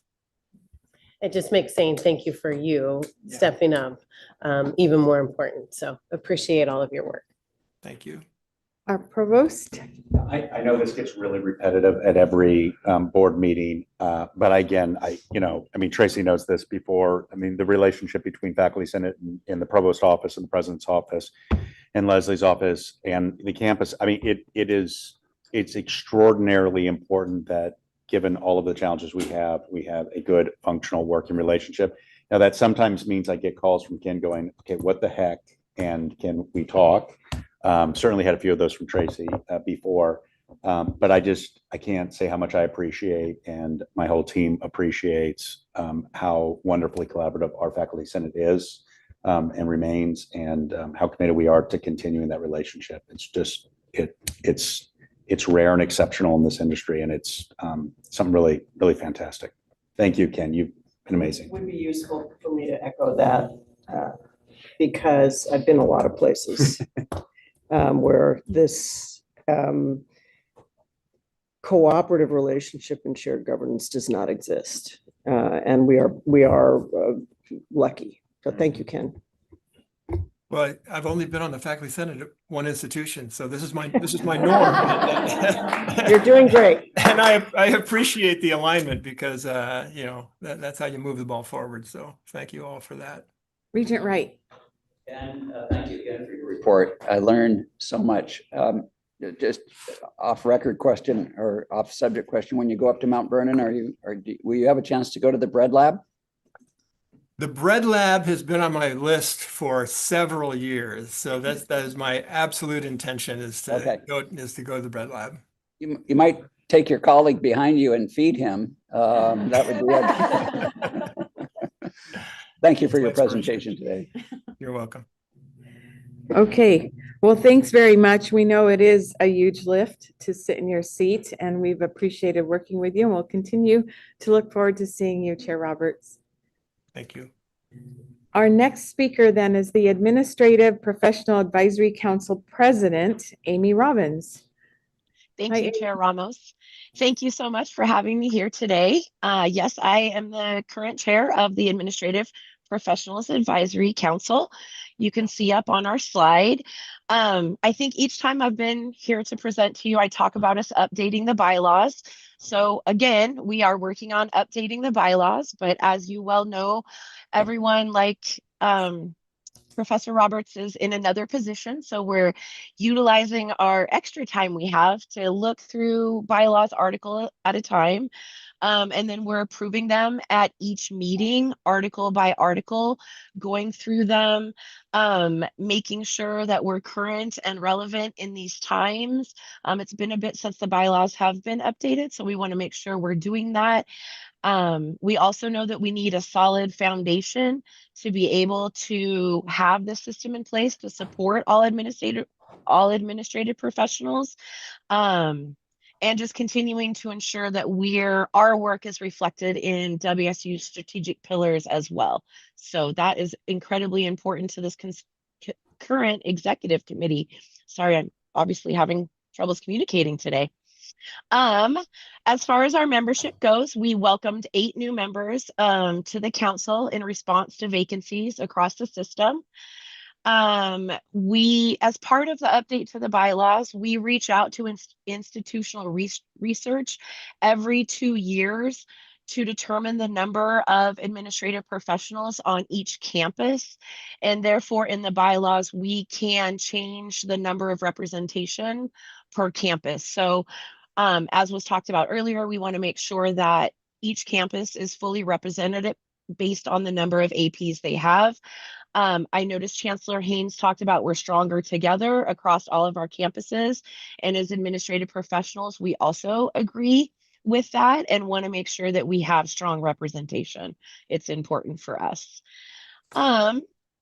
Our elections for the 26-27 year will occur in May. The information is just getting posted to our website.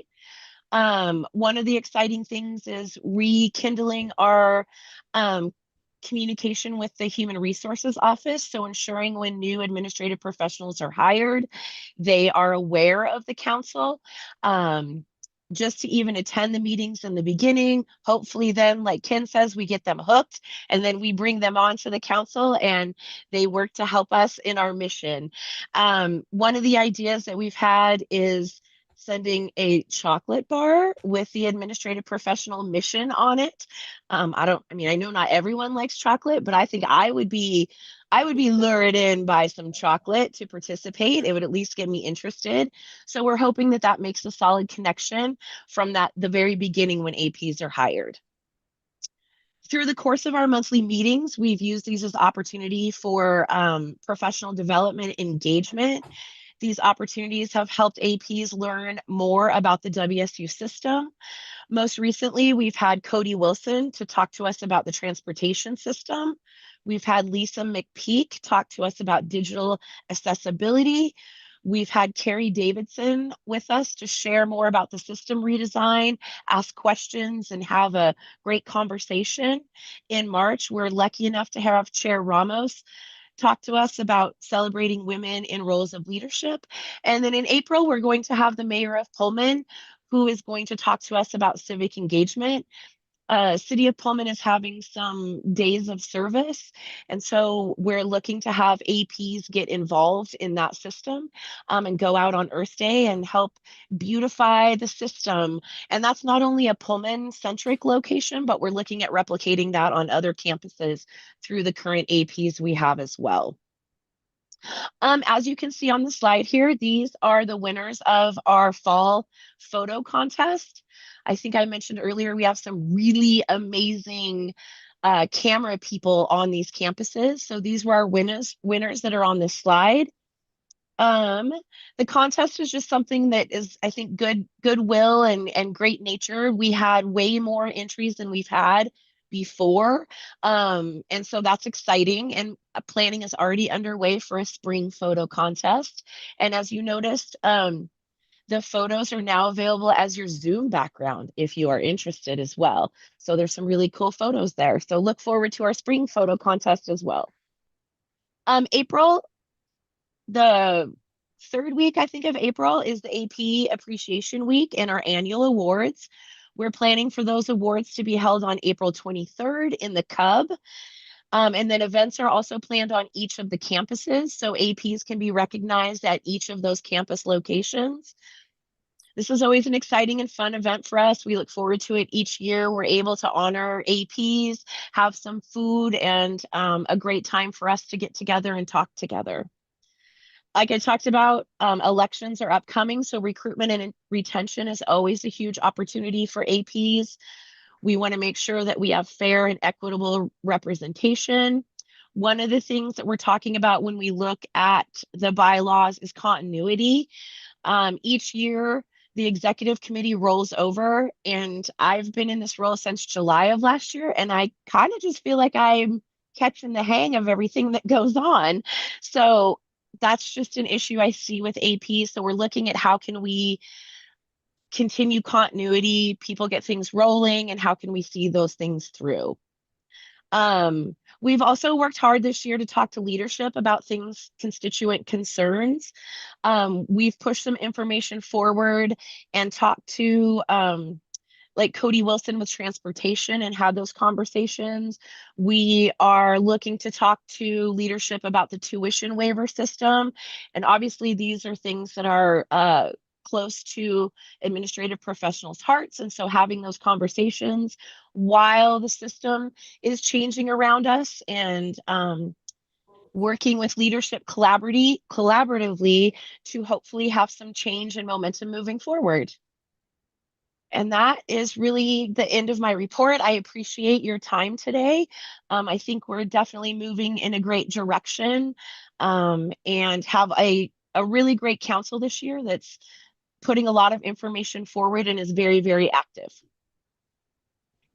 Thank you very much, Amy. Any questions from the room here? Our provost. Amy, where do we get the photos for the backgrounds? I think they're loaded on our Zoom, but I'm not totally sure. Yeah, I think they're loaded somehow in the WSU Zoom system. So they'll show up on your menu of pictures you can choose from. Well, I'll make sure to ask Kyle how to do that so I don't break my Zoom again. So Yes, thank you. yeah. That's amazing. These are incredible photos, and that's a really neat idea to translate those to Zoom backgrounds. It's bravo. I mean, that's phenomenal. Thank you. Well, look for more in the spring. All right. Thank you so much. And I'll look forward to seeing you next week. Thank you. Excellent. Next speaker is our Graduate Professional Student Association's President, Desmond Abawaje. And he is also virtual. Yes, thank you. Thank you so much, Chair Ramos. I wanted to begin by saying Chair Roberts stole my line. I was going to say that how do I follow up with all those student leaders? So maybe on that same line, I would ask if this is how it's done, maybe shift graduate and professional students next to the ASWSUs so I can get my line next time if that is possible. But I would also like to thank Chancellor Haynes. Actually, this is the first time that I am seeing and hearing her talk, and I can clearly see why she's leading the two campuses. What I heard is phenomenal, and it's just great, and I appreciate that so much. And I can also really see the connection between her and Jacob and Peugeot, because those are also two great leaders. It just makes so much sense that they are working together on those two campuses. I appreciate that. I just wanted to also refer back to the success story that she shared about the graduate student who is right now making waves with his with their research. And those are some of the accomplishments of graduate students. Those are some of the key contributions that graduate students makes to the WSU system. And this is part of the largest part, I believe, that keeps the university as an R1 institution. And in fact, most of the time, and I know maybe Chancellor and the provost and those who have worked with graduate students will know that even when the accolade goes to faculty, usually it is graduate students that are behind them doing a majority of the work. And so that is why it is really important when things come up that could affect the ability for graduate students to execute their research and their studies. And so my first report, I would go back to the discussion about the OneDrive and Outlook storage. And I would say, first of all, a big thanks to Provost and President Cantwell. I don't know how that happened, but after my last presentation and a quick discussion with them, we got a buffer that now will give us at least 20% more of space from what we have now for one more year. And I appreciate that so much. It does help us not to go into the shock mode that was coming, because we are moving from 5 terabyte to 1 gigabyte, which is even up to now is just so shocking. And I think that has been the biggest discussion for myself and for the rest of us as graduate students that uses these spaces a lot. So over the past few months, I have scheduled multiple meetings with deans of the colleges, because the provost signaled to me that going forward, this is going to be the dean's discussion. They would have to find solutions. And so I've met with almost all the deans on at least on the Pullman campus. And I would like to also clearly emphasize that there's only one GPSA. And so as the president, I have to represent my colleagues in all the campuses.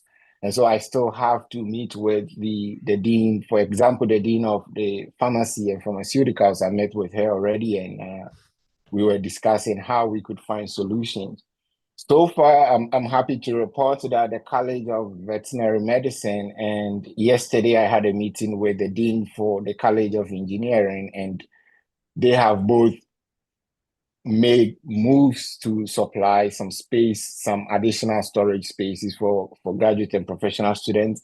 And they are both looking at least 10 gigabytes. And this is important right now because from further discussion with ITS, new students that are starting in the fall are going to be staying at that 1 gig cap. And so when I say that is not enough for even existing students, and then the cap applies to new students, it becomes more challenging. And so the discussion has been that can we find, for existing students, we have this temporal solution for 1 year, but can we define some solution for new students that are coming in? And I am happy that those two colleges have offered at least 10 gigabytes of space for new students that are starting in fall. And also when this buffer goes away, they are going to maintain that amount of storage for graduate students for the rest of time until a different decision is made.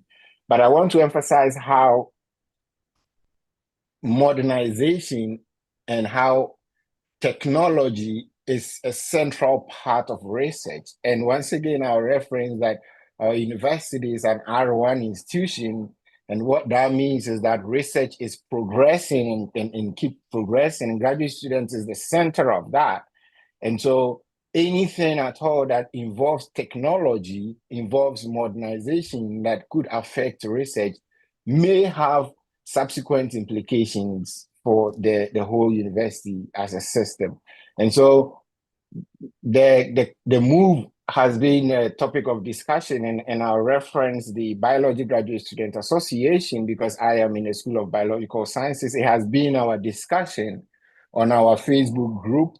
And recently I asked my colleagues to share the warning messages that we are receiving on Outlook and how much space they have.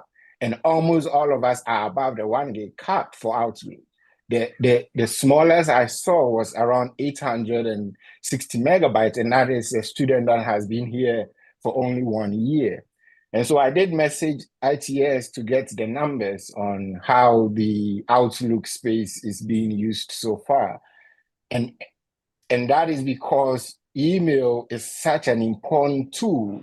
It's basically everything that we do and everyday communication on that. And so limitations like this could have unpredictable impact on us. And once again, I'll reference Provost. I know that you really listen to our challenges, and I'm glad to see Isaac there because we've had very good collaborations with you. I think that for us, Outlook in particular, we may need to probably look at that as I strongly believe that the 1 gig space on Outlook will not be sufficient. As it is now, the campaign has been that move your emails to the online archive and delete some of the emails. That in itself is a lot of work to be, going through all your emails and moving them. However, that aside, I think that we may get to a point where students would have to probably go back and be deleting emails to be able to send new emails and so forth. And so I strongly believe that for Outlook in particular, we may want to look at that and reconsider the space that we are allocating to graduate students. I just want to quickly move on to another thing that I wanted to reference, and I think that almost the student leaders have spoken about this, and I think also institutional leaders have spoken about how the legislative advocacy that we had a couple of weeks ago has been so effective on the decisions that have been made about higher ed at the state level.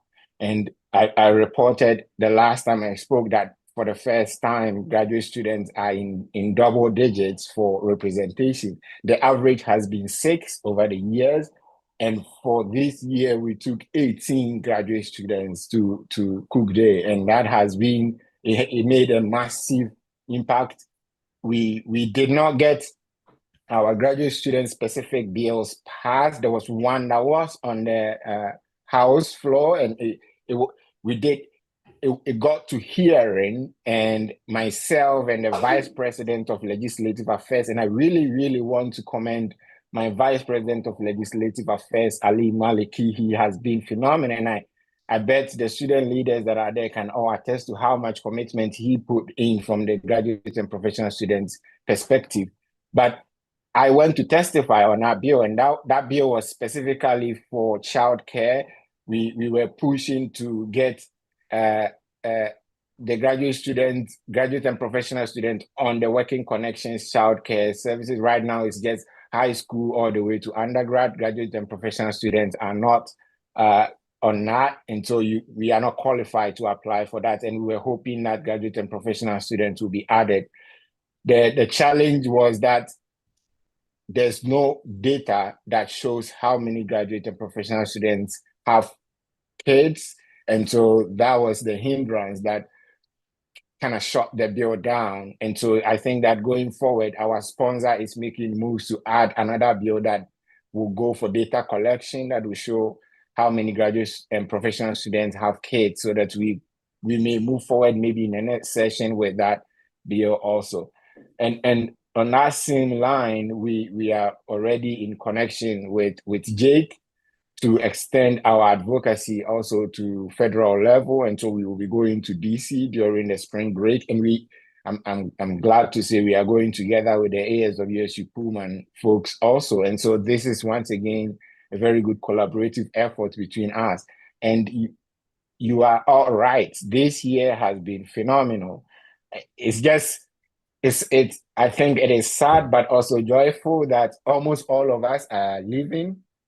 I am not graduating, but I will not be coming back as GPSA president. Pajo, Isaac, I know they are both graduating, and Jacob also. And so it looks like the team is kind of passing on the baton to another new group. And so maybe you maybe see new faces, but I'm happy to say that we have worked together so much. So we will be advocating together in DC as well.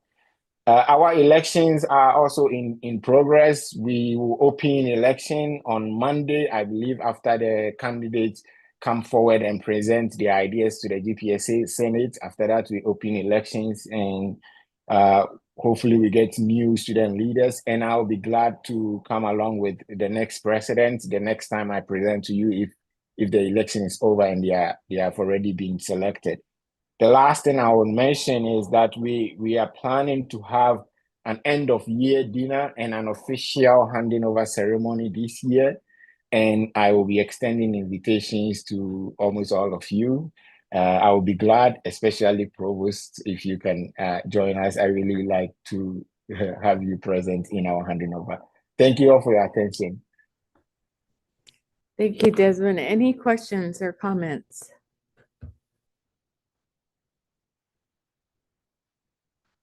We appreciate getting to know you, and I think for me, I will miss seeing you. So let's stay in touch.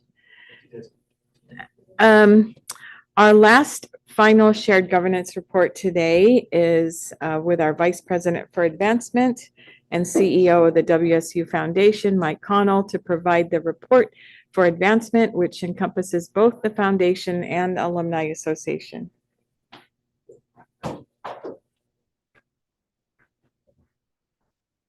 Good morning, everyone. Hello. Thank you. Let me start by introducing Tracy Kohler. Many of you remember Tracy. She's been reporting for most of a year. This may end up being Tracy's last meeting with us. We're trying to figure out her participation in the virtual meeting in May. So I want to say thank you, Tracy, and hand it over. And then please note that Tracy is skipping work. So when she's done, she's bailing to get back to the office. Yeah.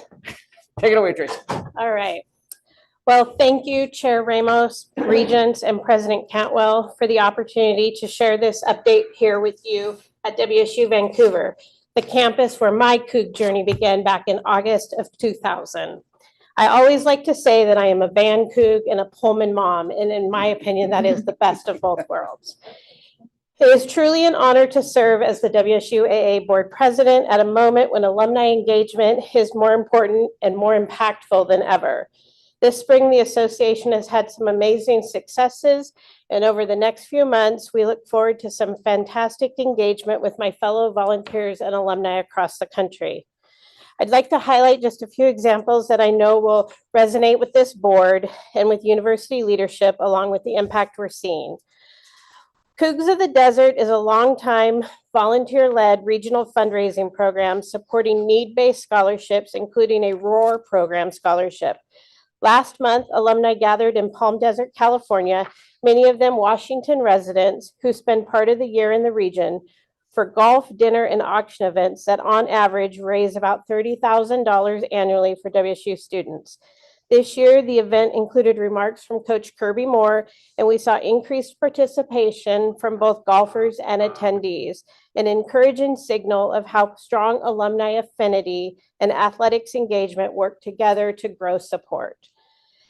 Cougar engagement at its best, converting pride and connection into direct student support while strengthening key regional donor relationships that matter to this university's long-term success.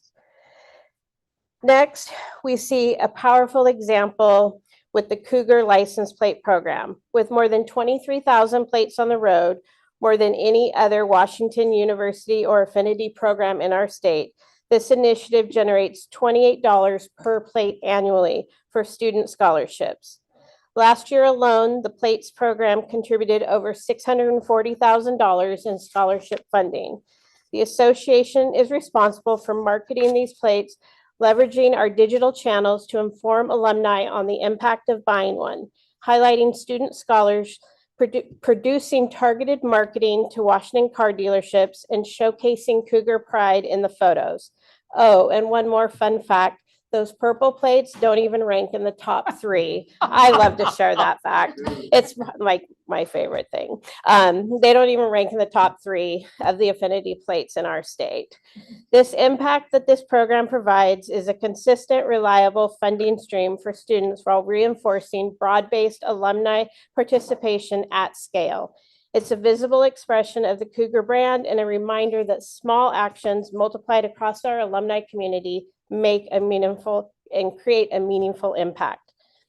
Another example that I'm especially excited about is launching graduates into lifelong engagement from day one. Next month, we're introducing a new annual tradition, Senior Send-Off Toast, and an alumni launch developed in partnership with WSU's Career Services Office, and it's taking place on April 24th at the Lewis Alumni Center.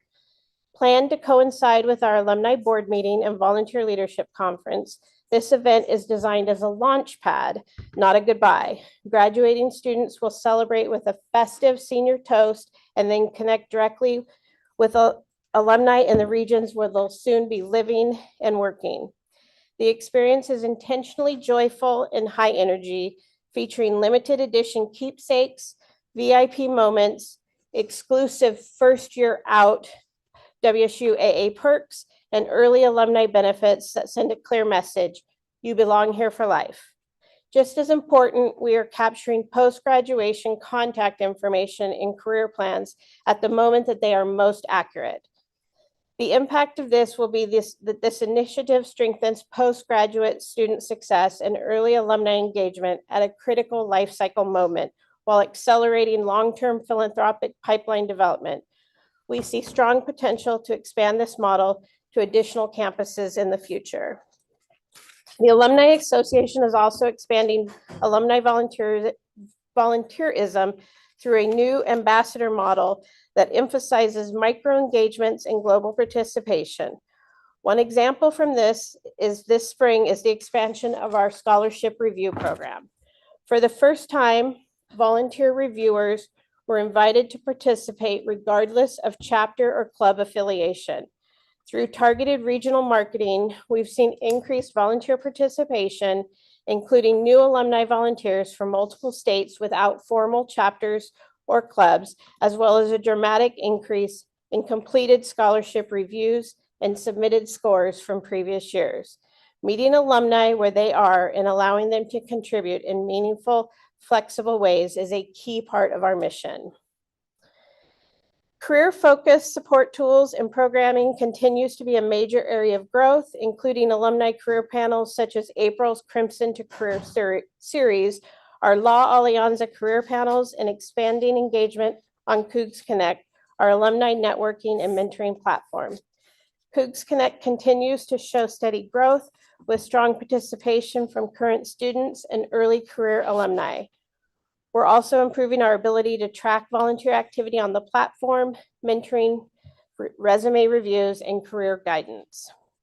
These efforts strengthen workforce readiness, increase alumni relevance and long-term affinity, and connect students to real-world expertise at scale, directly supporting student success and institutional outcomes. And finally, I just want to talk about how we are working closely with our colleagues in WSU athletics to educate and engage alumni around the importance of NIL support for the university's competitive future. Together with John Harlow and his leadership team, we've developed a 6-month plan that includes both in-person and virtual sessions with alumni and constituents. Athletics updates and opportunities are now integrated across alumni communications such as Coug News, including ticket information, ways to connect with WSU athletics locally, and details about the Rally Your Region campaign, as well as upcoming news related to the Pac-12 launch.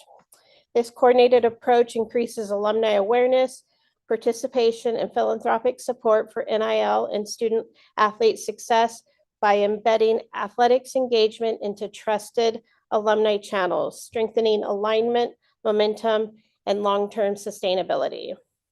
While these are only a few of the great things coming out of the association this spring, I'm energized by the momentum we're seeing from not only our volunteers, but alumni in general on behalf of the university. Alumni are showing up for students, for athletics, and for WSU's future. I look forward to meeting with my board this April and sharing how we plan to continue aligning with WSU to advance priorities and support current and future alumni. Thank you for the opportunity to report in person today, and thank you for the work each of you does to support the institution I love. Serving as the Alumni Association president this year has been an incredible honor. I'm very proud to say that I am the first WSU Vancouver graduate to hold this position, not the first president of the association from the city of Vancouver, but the first from this campus. And I hope that my dear friend and predecessor who held this role last year, Katie Kane, a global campus grad, and myself as a branch campus grad, have helped show alumni throughout the system that it doesn't matter how you became a Coug, that we are passionate, we are supporting the athletics, cheering on all the teams, and just basically bleeding crimson. We don't have those resident hall stories to share. We can't commiserate about the dining hall food, but in the end, we are as passionate as any Coug in the system. And I just hope that I have helped maybe show some other branch campus alumni this year that you can be involved at the highest level as an alumni in the association and do meaningful work. So I don't know if Jacob is still here. Right. Oh, so Jacob, feel free to get involved with the Alumni Association, whether it be next year or 5 years, 10 years, we will be here for you. So at this point, unless there's any questions, I'll turn this over to Mike Connell for his foundation report. But as always, go Cougs. Go Cougs. Thank you, Tracy. You have been so visible and so present at so many things. I mean, you were in Fort Collins. I've seen you in Pullman for academic things. So like you've covered all the bases within WSU and been a really visible force. So thank you for that. I have enjoyed getting to see you at those, and you do a good job of carrying the flag, representing the entire institution. So on all things. Thank you. Yeah. I would just like to say that our association is, Mariah Mackey does an amazing job with our team, and our volunteers across the country are amazing as well, and just super dedicated to the work they're doing. The staff in Pullman as well are just second to none, and I couldn't have done any of this without their support behind the scenes. Thank you, Tracy. Thank you. Thank you again, Tracy. Thank you. I think I'm on a plane to graduation when you meet virtually in May. So I'll get with Mariah on that. You might hear from the person who is coming into the role after me, but somebody will be there for that meeting. So Thank you. thank again. you. Drive safely out there. I will. Back to work. Thank you. Thank you. Thanks again to Tracy and all the volunteers affiliated with the Alumni Association and of course the staff. There are volunteers right now preparing for meet and greet in Vegas as the Cougs continue their basketball journey down there, both the men and the women. As usual, I'll start by just thanking each of you for your service at WSU. I'm incredibly grateful for the amount of time you invest in Washington State University. I also just want to again thank the students for their involvement today.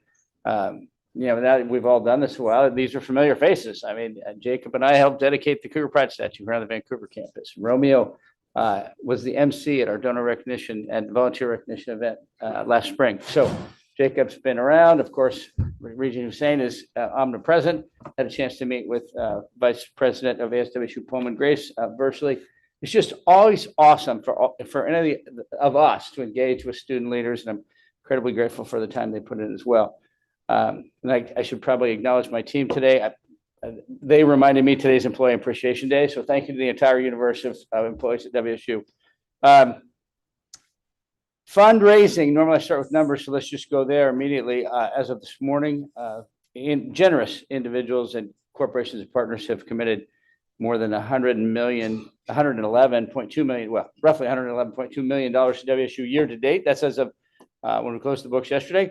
I've mentioned before, fundraising is not linear, but if it were, we are 68% of our way through the fiscal year, and we've hit 69.5% of our goal. Our goal for the year is 160 million. So we're having a really good year, a lot of incredibly generous donors and some very good gifts and pledges. I also want to just again reiterate, it's a team sport. That's involvement from the president, university leaders, deans, chancellors, the development teams out on the campuses, colleges, units, our central team as well. Very strong year. Again, if we were speaking hockey, because it's that time of year with the Olympics, we're right at the break between the second and third period. Nobody celebrates the victory then. We'll celebrate on June 30th. So again, thank you to everybody.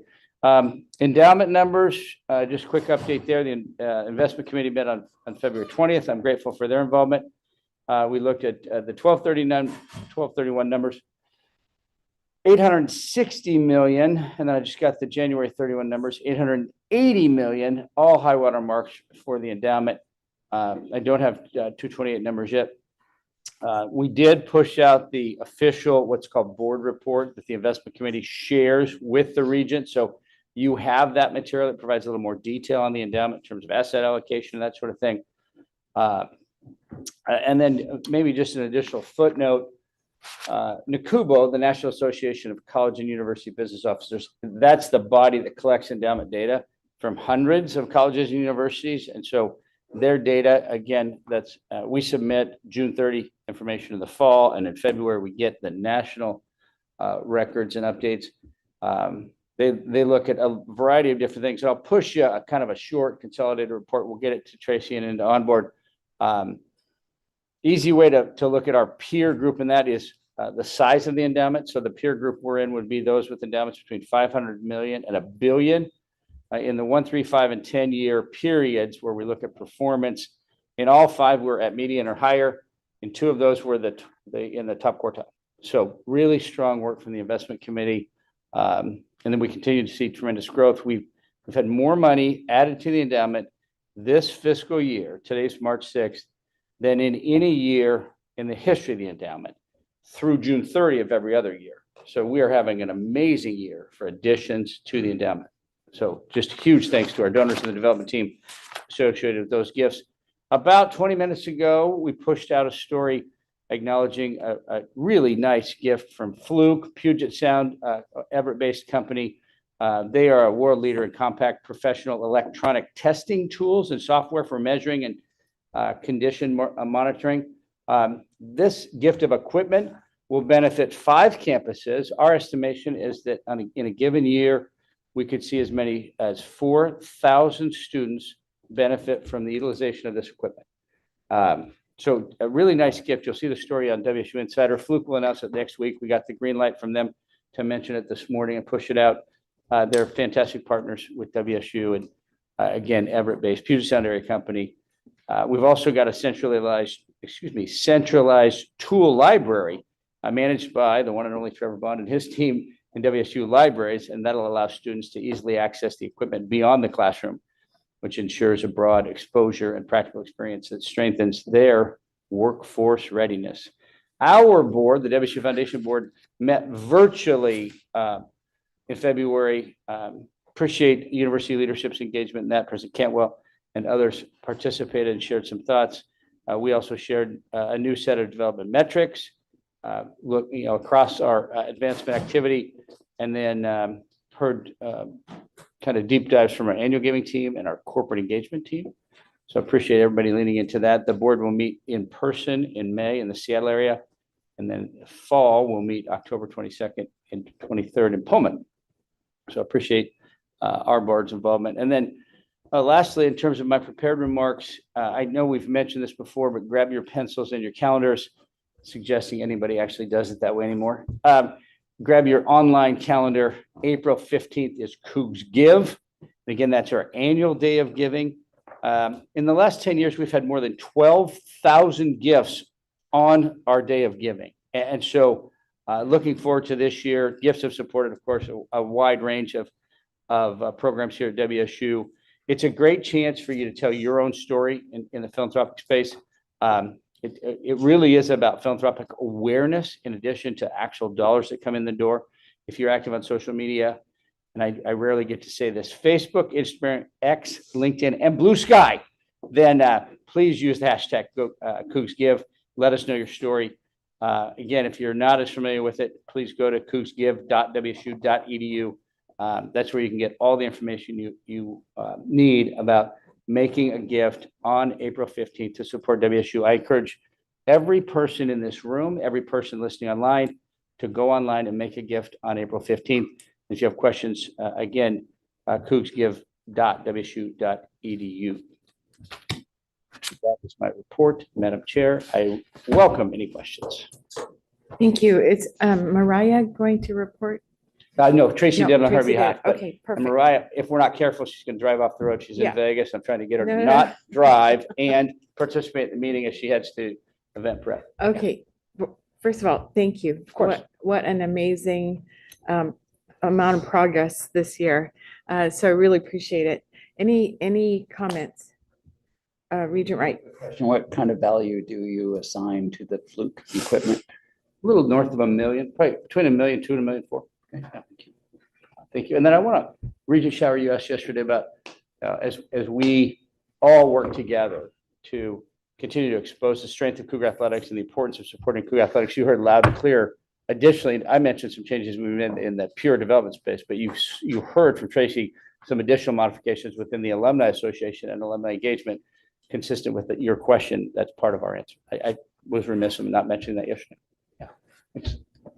All right, thank you so much. I am not doing a very good job today of timekeeping. We're running short on time, and so I am going to push forward on the consent agenda, and we'll be speaking here quickly on many items, 10 items. The consent agenda is before you, so thank you, Mike.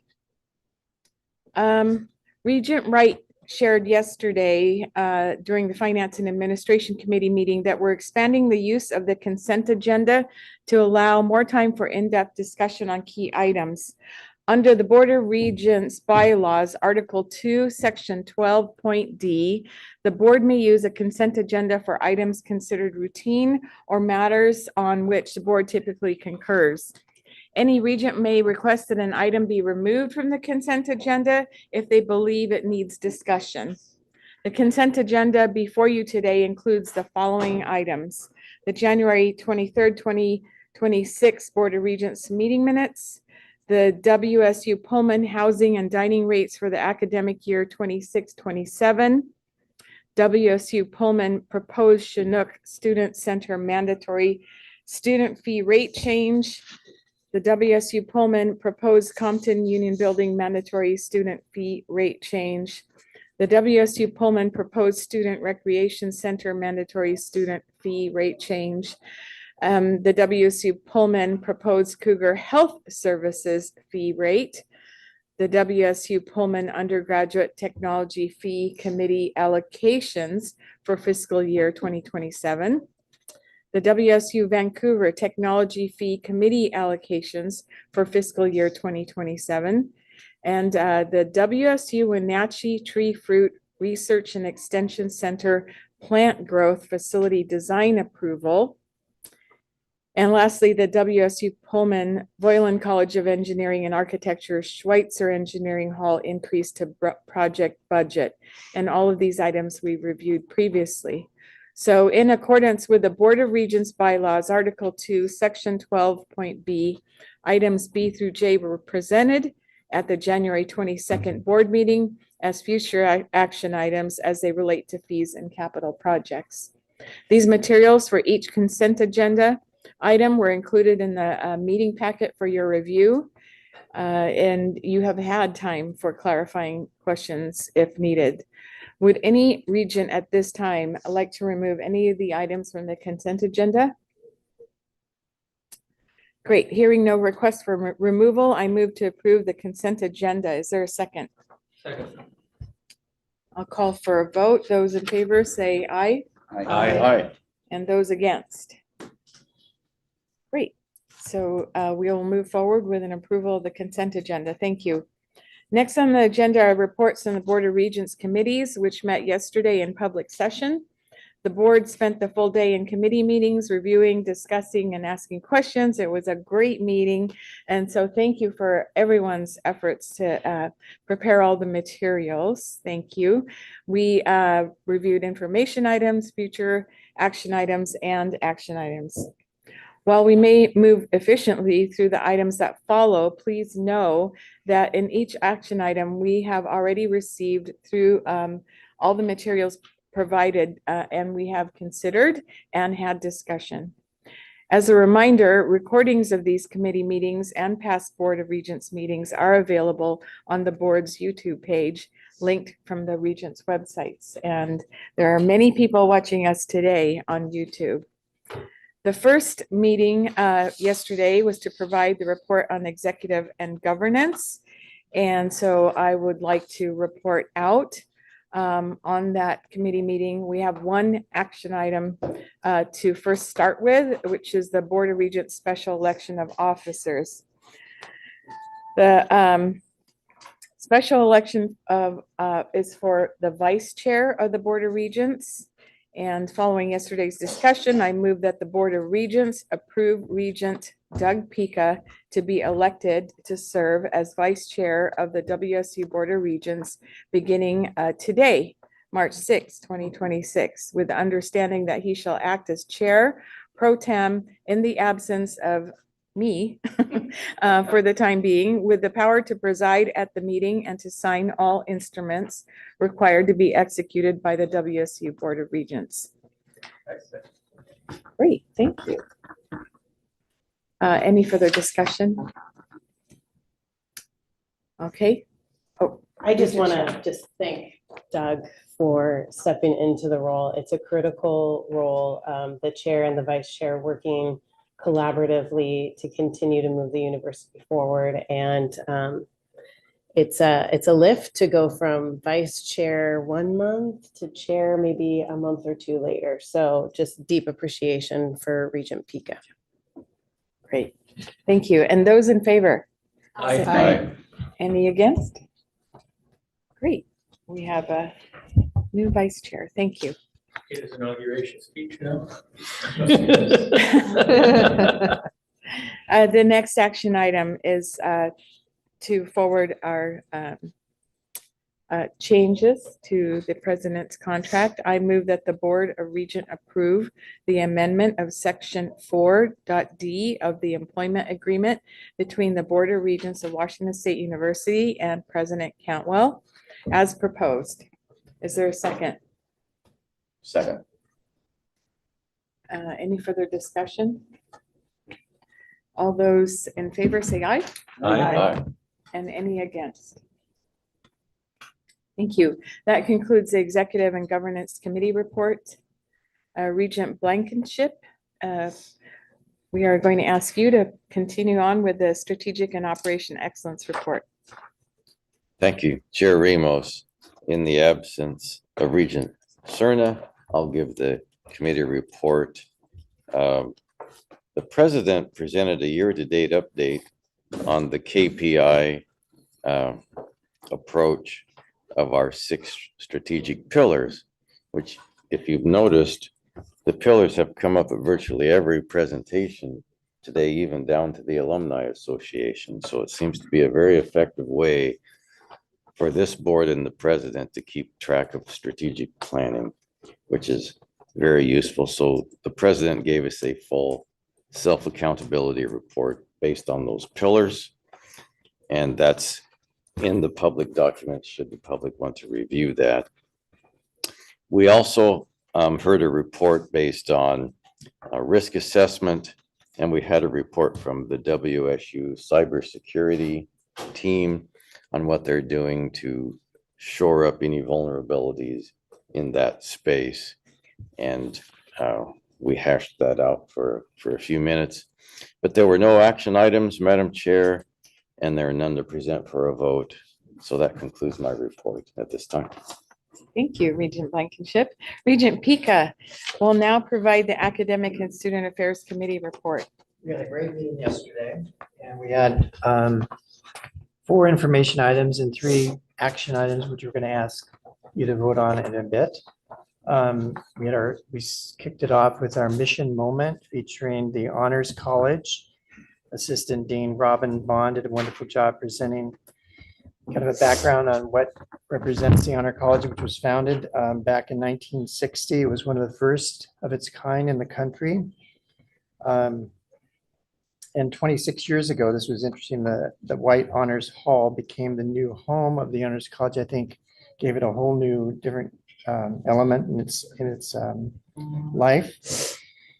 And this college was the first year's enrollments, which is caps out at 300 students. They have 1,200 total enrollment of 1,200, with including partnerships with Health Sciences, the Carson College of Business, College of Vet Med, and those are just to name a few. But it's very successful, and which continues to attract and retain top accomplished students for WSU. Our second information item was taking another deep dive with the state of enrollment. This was led by an impressive panel, including our Vice Provost for Enrollment Management, Sachi Oba, our Vice Provost for Student Affairs, Ramonda Nash, our Vice Provost for Enrollment Management, Michelle Lewis, who is back again from our last meeting, our Assistant Vice Provost for Enrollment Management, Joy Sori, and our own WSU Vancouver student and psychology major, Emma Thurgelson. So this panel shared a system enrollment update focused on today's WSU students, their needs, and how WSU is supporting them. And just as our mission moment highlights various colleges and deans, yesterday our committee introduced a faculty spotlight element. Thank you, Tracy Klein, for suggesting that with our provost. And that's will be the first of its kind. And this was successfully launched with presentations by Dr. Erica Overdahl, who is the Associate Vice Provost for Faculty Development and Recognition, and Dr. Caitlin Bletcher, who is a Scholarly Associate Professor in Community Development Extension Specialist with Carnes here at the WSU Vancouver campus. And the fourth and final information item featured Vice Provost for Student Affairs, Ramonda Nash, describing our membership as a first-gen forward network champion. WSU is part of an exclusive group of universities throughout the country serving as national leaders in the advancement of first-generation students. There's an event coming up in 2 weeks, College Success Foundation Luncheon, which President Cantwell will be at, I will be at, and it's a good example of our commitment to first-gen students.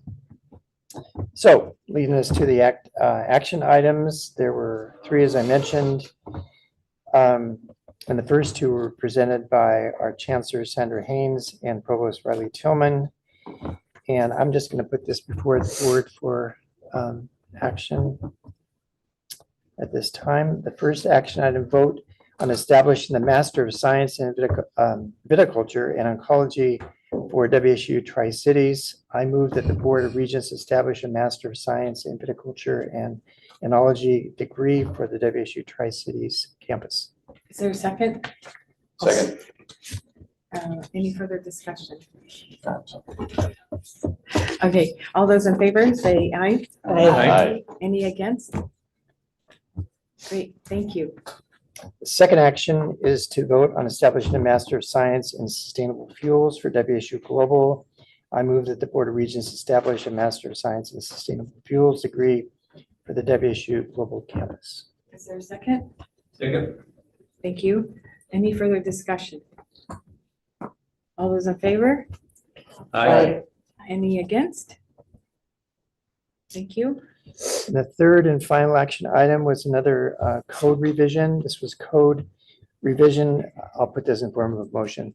I move that the Board of Regents revise Washington Administrative Code WAC 504-26 for standards of conduct for students. Is there a second? Second. Second. Any further discussion? All those in favor? Aye. Any against? Proceed with that action. Thank you. That concludes our report. Thank you very much, Regent Pika. Our next report will be with our committee chair for finance and administration, Regent Wright. Thank you. Madam Chair, there are 5 information items and 5 action items. So I'd like permission to not introduce all of the presenters for the information items, if I may, in the interest of time.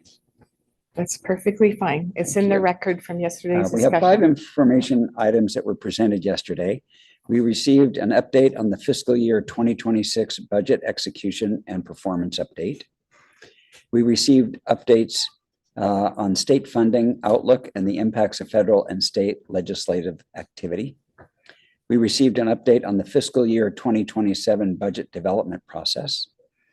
And we received an update on Cougar Athletics finance performance for the fiscal year and discussed the athletic budgets for the year. In a few moments, the Board of Regents will consider a resolution in support of Cougar Athletics budget as an action item today. We were provided an educational presentation on the WSU Foundation budget.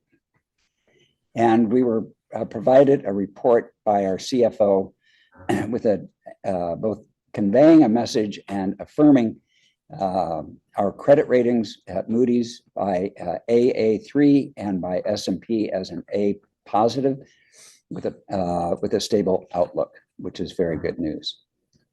One future action item was presented, and that is the Vice President for Facilities and Services presented the project design for the WSU Pullman Southside Dining and Market renovation. The committee also presented 9 items on the consent agenda, which we have addressed. Any questions on the reports before I move into action items? And for those listening or watching, if you would like to know who briefed us yesterday, it's all available online. And thank you for your consideration in allowing me to speed this along as we reach the end of our meeting. There are 5 action items from yesterday's discussion that will now become before the board for a vote. The first is the academic year 2026-2027 tuition rates for professional programs. I move that the Board of Regents set tuition rates for the professional degree programs as proposed. Is there a second? Second. Any further discussion? All those in favor, say aye. Aye. Aye. Any against? Thank you. Move forward, thank you. The second action item is a vote on the services and activities fee rate changes for academic year 2026 through 2027. I move that the Board of Regents authorize the rate changes as proposed in campus services and activities fees for the academic year 2026-2027. Is there a second? Second. All those in favor? Oh, any further discussion? All those in favor? Aye. Okay, all those against? thank you. The third action item is to vote on the Services and Activities Fees Committee allocations for summer of 2026 and academic year 26-27. I move that the Board of Regents approve the allocations of services and activities fees for summer 26 and academic year 26-27 as recommended by the student-led S&A fee committees representing each of the WSU campuses. Is there a second? Second. Any further discussion? All those in favor? Aye. Aye. Any against? The Thank you. fourth action item is to vote on the delegation of authority to approve technology fee allocations. I wish to have it noted for the record that this item is being presented as an action item rather than a future action item in accordance with the Board of Regents bylaw 11.12.c. Thank you.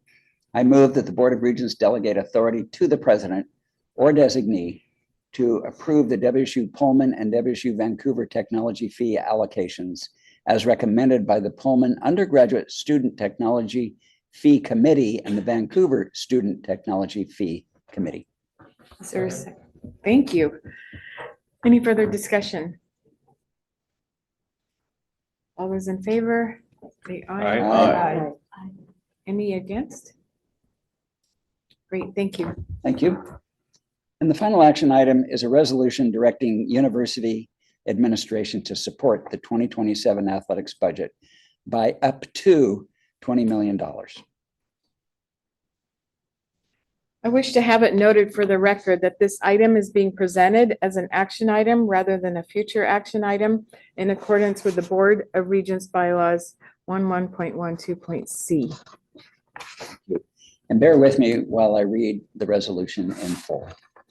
Whereas RCW 28B.30.095, RCW 288.30.100, and RCW 28B.30.150 established that the governance and management of Washington State University are vested in the Board of Regents of WSU, the board. And whereas the board has fiduciary responsibilities for oversight and stewardship of the university's financial affairs, and whereas the university administration will develop a comprehensive operating budget for the fiscal year 2027, beginning on July 1, 2026, and ending June 30, 2027, which aligns with the university's mission, strategic objectives, and expected revenue and expenditure. And whereas the proposed budget will be reviewed and discussed by the board and will include operating plans for all WSU system campuses, extension centers, statewide operations, university auxiliary enterprises, and system-wide initiatives. And whereas the board recognizes that a strong athletics program will enhance student recruitment, retention, school spirit, and the university's regional and national reputation. And whereas the administration has provided information regarding the current financial needs of the university's athletics programs, including operational costs, compliance requirements, student athlete support services, facilities maintenance, and competitive equity. And whereas Cougar Athletics is projected to incur an estimated $20 million budget shortfall for the 2027 fiscal year beginning on July 1, 2026.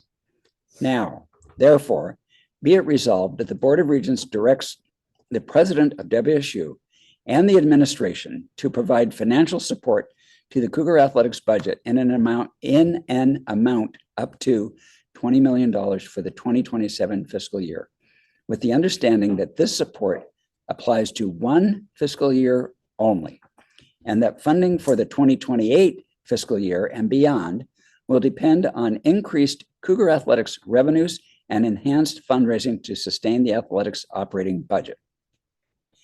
Be it further resolved, the president or designee will present the fiscal year 27 operating budget to the board for approval on May 18, 2026. I move that the Board of Regents adopt this resolution in support of the Cougar Athletics 2027 budget. Second. Is there any further discussion? I would point out that if the public is curious, many regions weighed in yesterday at the committee meeting. And we can re-articulate some of those concepts. But in the interest of time, we were recorded yesterday, I believe. We were. Thank you for that, Regent Blankenship. Any comments at this point or discussion? Regent Shower. I think it's important to note what Regent Blankenship just shared. And I also just want to add that I'm a firm believer in the importance of our strong athletics and our strong academics programs. And I don't see these as verses, I see them as lifting together. And so this resolution, I want to commend Chair Ramos for moving this forward. I think helps us engage even more fully through that budget process. I'm concerned about the term up to, but I'd like to see how that makes its way through the budget hearings.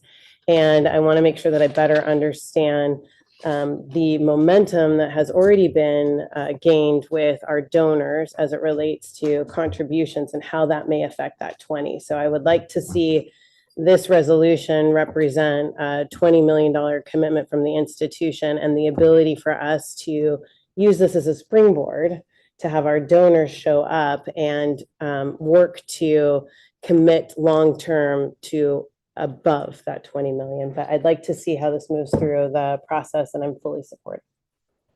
Thank you, Regent Shower. Any other discussion? Regent Hussain? Just a quick comment. I believe in athletics, students do, and this vote is very significant. But we are all trying to create a better WSU. So I hope that this discussion reflects that. Thank you, Regent Hussain. Regent Blankenship. We have articulated an important pillar that we're building our KPIs on, and one of them is branding. And athletics, like it or not, is a brand now. A brand for the entire institution.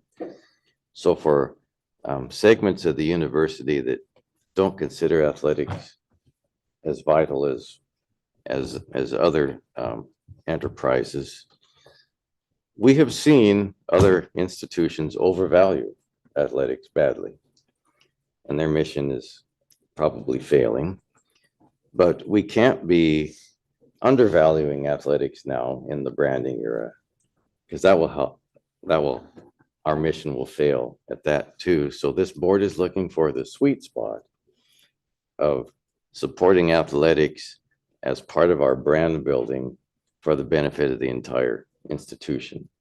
It's not minimizing the research enterprise. It's not minimizing our academic enterprise.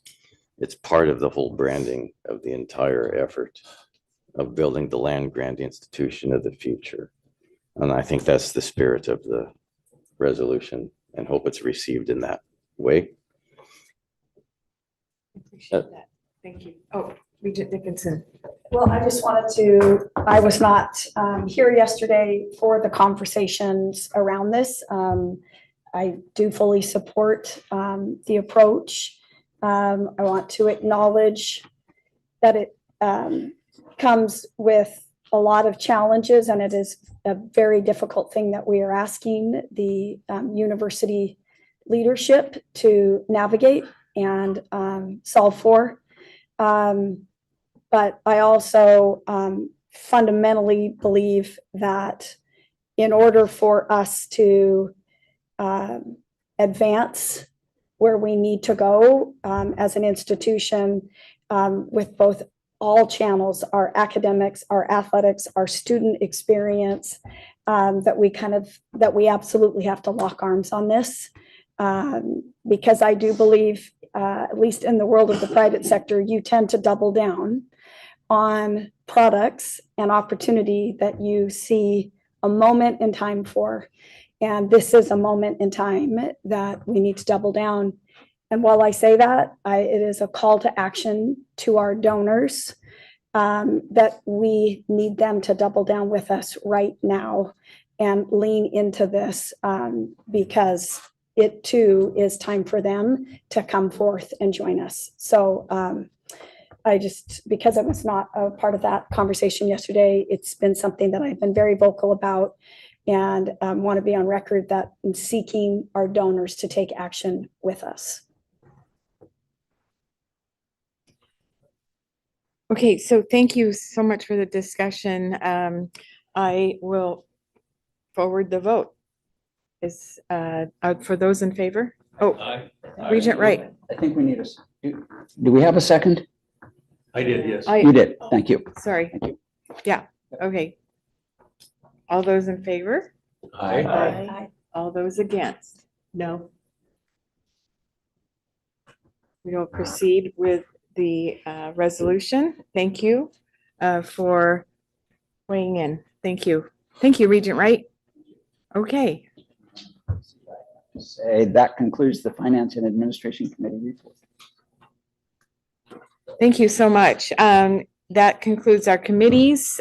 In terms of other business, yesterday, March 5th, 2026, the Regents met in executive session to discuss with legal counsel litigation and or potential litigation and to review the performance of a public employee per the revised Code of Washington 42.30.110. There's no action to be brought before the board as a result of those discussions. So for everyone who helped prepare for this meeting, for Vancouver for hosting the meeting and all the logistics, all the people on our AV, for Tracy behind the scenes, everyone here, President Cantwell, thank you for your whole team for just the amazing progress that we're making at Washington State University and the quality of the work and how we approach it. The Board of Regents meeting is now adjourned. Thank you so much. So.